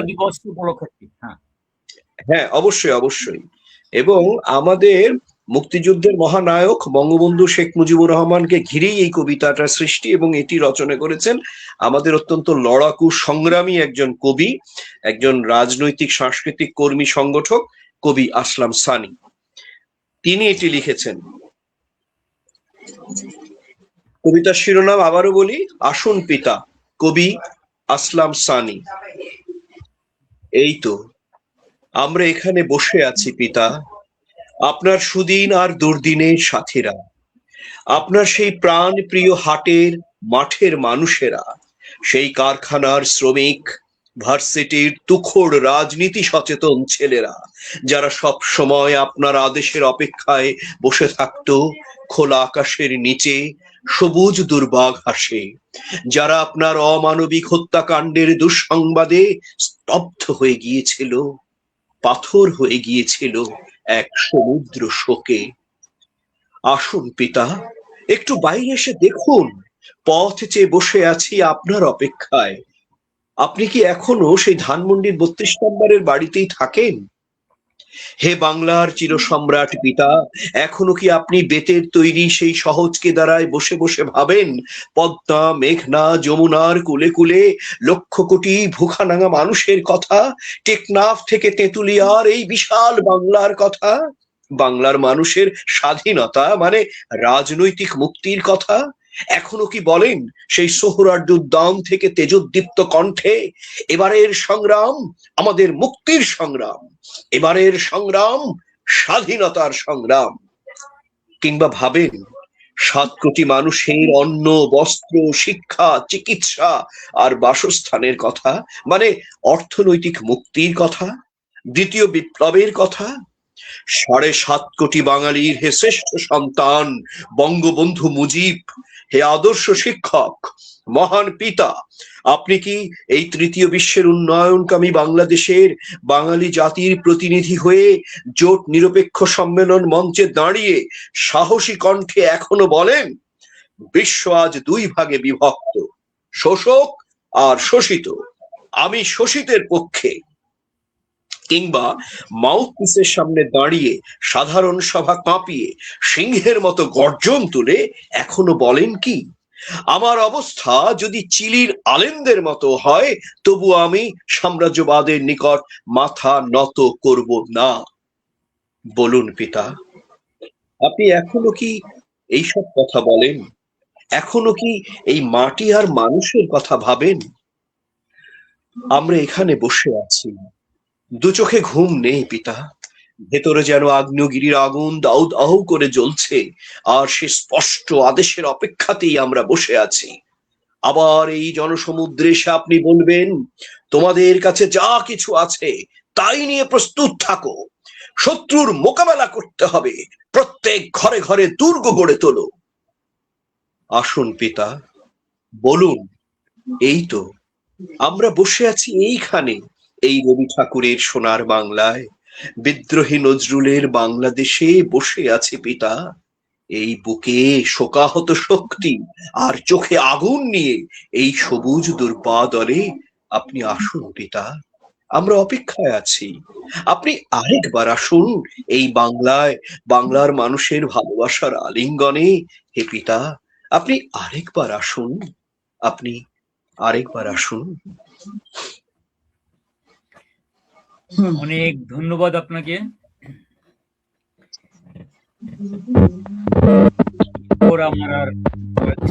আমরা প্রায় শেষ পর্যায়ে এসেছি। মুক্তির কণ্ঠে একটা গান শুনতে চাই, তারপরে আমরা শেষ করবো আজকের আলোচনা। এখন তো মানে মুক্তিযুদ্ধের সময় আমার বয়স ছিল 25 বছর। হ্যাঁ, তো এখন প্রায় 80 কাছাকাছি আমার বয়স, চলে এসেছি। তো এখন তো আর গান হয় না, এখন মানে মেশিন গান, আমি তাই বলি। কারণ বয়স ভারী হয়ে যায়। আমি একটু চেষ্টা করছি। তো আমি তথাকথিত ওই কমার্শিয়াল শিল্পী কোনো সময় ছিলাম না। হ্যাঁ, আমি গণজাগরণমূলক, দেশাত্মবোধক এই সমস্ত গান সবসময় গেয়েছি। এখন একটু চেষ্টা করছি স্বাধীন বাংলা বেতার কেন্দ্রের একটি গান গাইবার, যে গানটার গীতিকার শহীদুল ইসলাম এবং সুরকার সুজয় শ্যাম। বিজয় নিশান উড়ছে ওই খুশির হাওয়ায়, ওই উড়ছে উড়ছে উড়ছে উড়ছে বাংলার ঘরে ঘরে, বাংলার ঘরে ঘরে মুক্তির আলো ওই ঝরছে, মুক্তির আলো ওই ঝরছে, মুক্তির আলো ওই ঝরছে, বিজয় নিশান উড়ছে ওই খুশির হাওয়ায়, ওই উড়ছে উড়ছে উড়ছে উড়ছে বাংলার ঘরে ঘরে, বাংলার ঘরে ঘরে মুক্তির আলো ওই ঝরছে, মুক্তির আলো ওই ঝরছে, মুক্তির আলো ওই ঝরছে। অনেক অনেক ভালো, অনেক ধন্যবাদ। তারপরে যে আপনি আমাদের কাছে স্মৃতি রেখে গেলেন, ধন্যবাদ আপনাকে। প্রিয় দর্শক শ্রোতা, আমরা কথায় কথায় অনেক সময় নিয়ে নিলাম। আপনারা যারা এই মুহূর্তে দেখছেন, যারা পরবর্তীতে দেখবেন, ধন্যবাদ সহ আবেদন জানাচ্ছি আপনারা আমাদের এই ইউটিউব চ্যানেল বিবেক টিভিকে সাবস্ক্রাইব করবেন। সে সাথে বিবেক বার্তা নামে আমাদের যে ফেসবুক পেজ রয়েছে সেটার সাথে থাকবেন ফলো দিয়ে। আপনাদের সবাইকে জানাচ্ছি অন্তরের অন্তঃস্থল থেকে ধন্যবাদ।